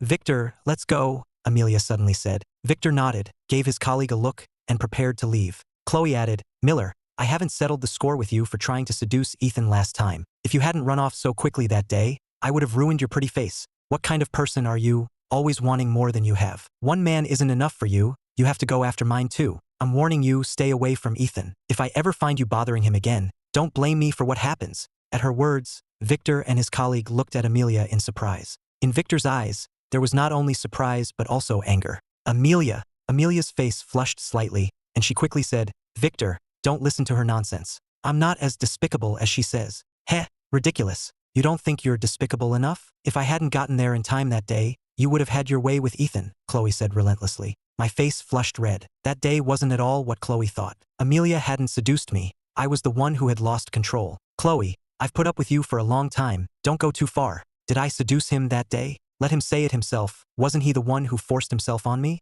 And you're still coming after me? You should be glad I'm not coming after you. Amelia lost control and screamed. Ethan, you animal. I'll kill you. Victor exploded, raising a decanter to charge at me, but was held back by his colleague. Slap. Chloe raised her hand and slapped Victor hard across the face, snapping, You're the animal. Ethan is a good person. If you ever dare to curse at him again, I'll cut out your tongue. Victor was extremely proud, and being slapped by a woman in public made him desperate. What, are you going to hit back? It's not that I look down on you, but if you dare to lay a single finger on me today, I'll make you regret it. Try me, Chloe said, meeting his anger head-on, completely unafraid. Victor gritted his teeth in anger but didn't dare to retaliate. Victor, just let it go. She's the heiress of the Sterling Corporation. We can't afford to offend her. Let's go, the man in glasses said. Amelia suddenly walked up to me and asked coldly, Did you tell her that I was the one who seduced you that day? Quickly shook my head. That's not true, and I wouldn't lie about it. At least you have some conscience left. Listen, I'm getting engaged to Victor soon. Don't bother me anymore, or I'll call the police. Amelia said sternly. They were getting engaged? I thought I was over her, but hearing those words, my heart still felt like it was being pierced by a needle, a sharp, drilling pain. So what if you're getting engaged? It's not like other people can't get engaged. Listen up, Ethan and I are getting engaged too, and he'll be the young master of the Sterling Corporation. Chloe pushed Amelia aside, linked her arm with mine to declare her claim, her presence powerful. Amelia's eyes narrowed. She shot me a complicated glance and scoffed, Oh, really? Then I wish you both happiness. But a man who marries into a rich family for money probably doesn't have any real feelings to speak of, right? Who says he's doing it for money? He's getting engaged to me because he loves me, Chloe said. Loves you? Amelia glanced at Chloe. What does he love about you? Your looks? Chloe, do you dare to take off your sunglasses? Amelia, don't go too far, I said indignantly. She knew Chloe had a birthmark over her left eye and was deliberately saying it to be cruel. It was too much. Amelia seemed to realize she had gone too far, bit her lip, and turned to walk away. I thought Chloe would be angry and insecure, but there was no anger on her face. Instead, she looked at them mockingly. What you see isn't always the truth. Not everyone is as shallow as you. Maybe all you see is the birthmark on my left eye, but Ethan sees something deeper. That's the difference between you and him. And Amelia, don't think that just because you're pretty, every man in the world should revolve around you. If you really had that many men, I'm not sure you could handle it. I used to think you were a rival, but after everything that's happened recently, you're not even close to being worthy. Amelia didn't say another word and left in a huff. Chloe sat down and asked me, Ethan, do you think I'm ugly too? To be honest, if it weren't for the birthmark on my left eye, I'd be very pretty. Look, I have a good face, a good figure, right? Over the years, I've seen many doctors and had many treatments, but the results have been minimal. I think this birthmark might be with me for the rest of my life. Sigh. Chloe's face and figure were both top-notch, but they were marred by that one birthmark. I smiled and comforted her. Maybe it's because of that birthmark that you'll be able to find someone who truly loves you. Do you mind the birthmark on my face? Chloe asked, her gaze intense. The first time I saw the birthmark on her left eye, I was shocked. It was like a flaw on a perfect piece of art. But as I got to know her, I started to forget it was even there. I thought for a long time and said, a little, but not much. Chloe smiled. If you said you didn't mind at all, I would have thought you were just trying to make me happy. Forget you, even I'm very self-conscious about it. I didn't say anything, and neither did Chloe. She just looked at me thoughtfully. After eating, Chloe drove me home. She parked in front of my house and I got out. Chloe suddenly asked, Aren't you going to invite me in for a bit? Even just for a glass of water. I'm thirsty. It was almost midnight, so it wasn't very convenient. I said, Some other time. I'll definitely have you over for dinner. Chloe pouted, displeased. What's wrong with eating somewhere else? Why does it have to be at your house? I'm tired from driving. I just want to come in and rest for a bit. Can't I? I nodded helplessly. Of course you can. Then invite me, Chloe said with a smile. Chloe always had a way of saying things that caught me off guard. Miss, I'm inviting you in, all right? Since you're so insistent, I suppose I can grace you with my presence, Chloe said, hopping out of the car. The house had been newly renovated and was simple and comfortable.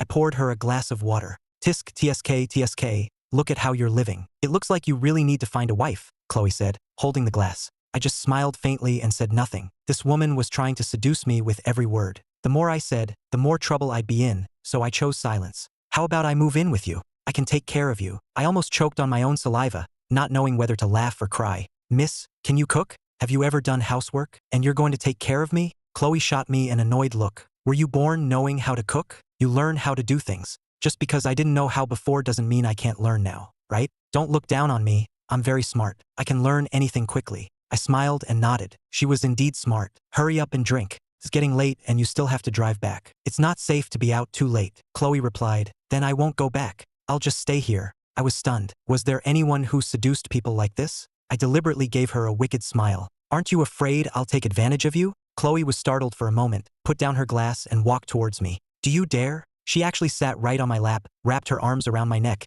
and whispered, her breath warm and fragrant, if you dare, I'll cooperate. Who bullies someone like that? My blood pressure soared. I wrapped my arm around her slender waist and, to her surprised gaze, kissed her alluring red lips hard. It was my first time kissing a woman. My mind went blank, filled only with a restless desire. Chloe's body tensed up. She hadn't expected me to actually kiss her. At first, she resisted a little, but gradually she started to cooperate. In the dead of night, the room was filled with an air of passion. After some time, a man's voice suddenly came from outside the door. Miss, it's very late. It's time to go home. It was the Sterling family's bodyguard. Chloe shot up like a startled rabbit, instantly pushing me away and standing up. Her short-sleeved shirt had ridden up, revealing her fair, flat stomach. As she straightened her clothes, she said nervously, I know, mind your own business. Chloe's face was so red it looked like it was about to bleed. She didn't dare to look at me directly, only glancing at me from the corner of her eye. I'm going to go now. You get some rest. Good night. With that, she fled. I rubbed my face hard. I wasn't usually a lecher. How had I lost control? Looking back on that night, I couldn't help but give a bitter smile. It was that impulsive moment that took my relationship with Chloe to a whole new level.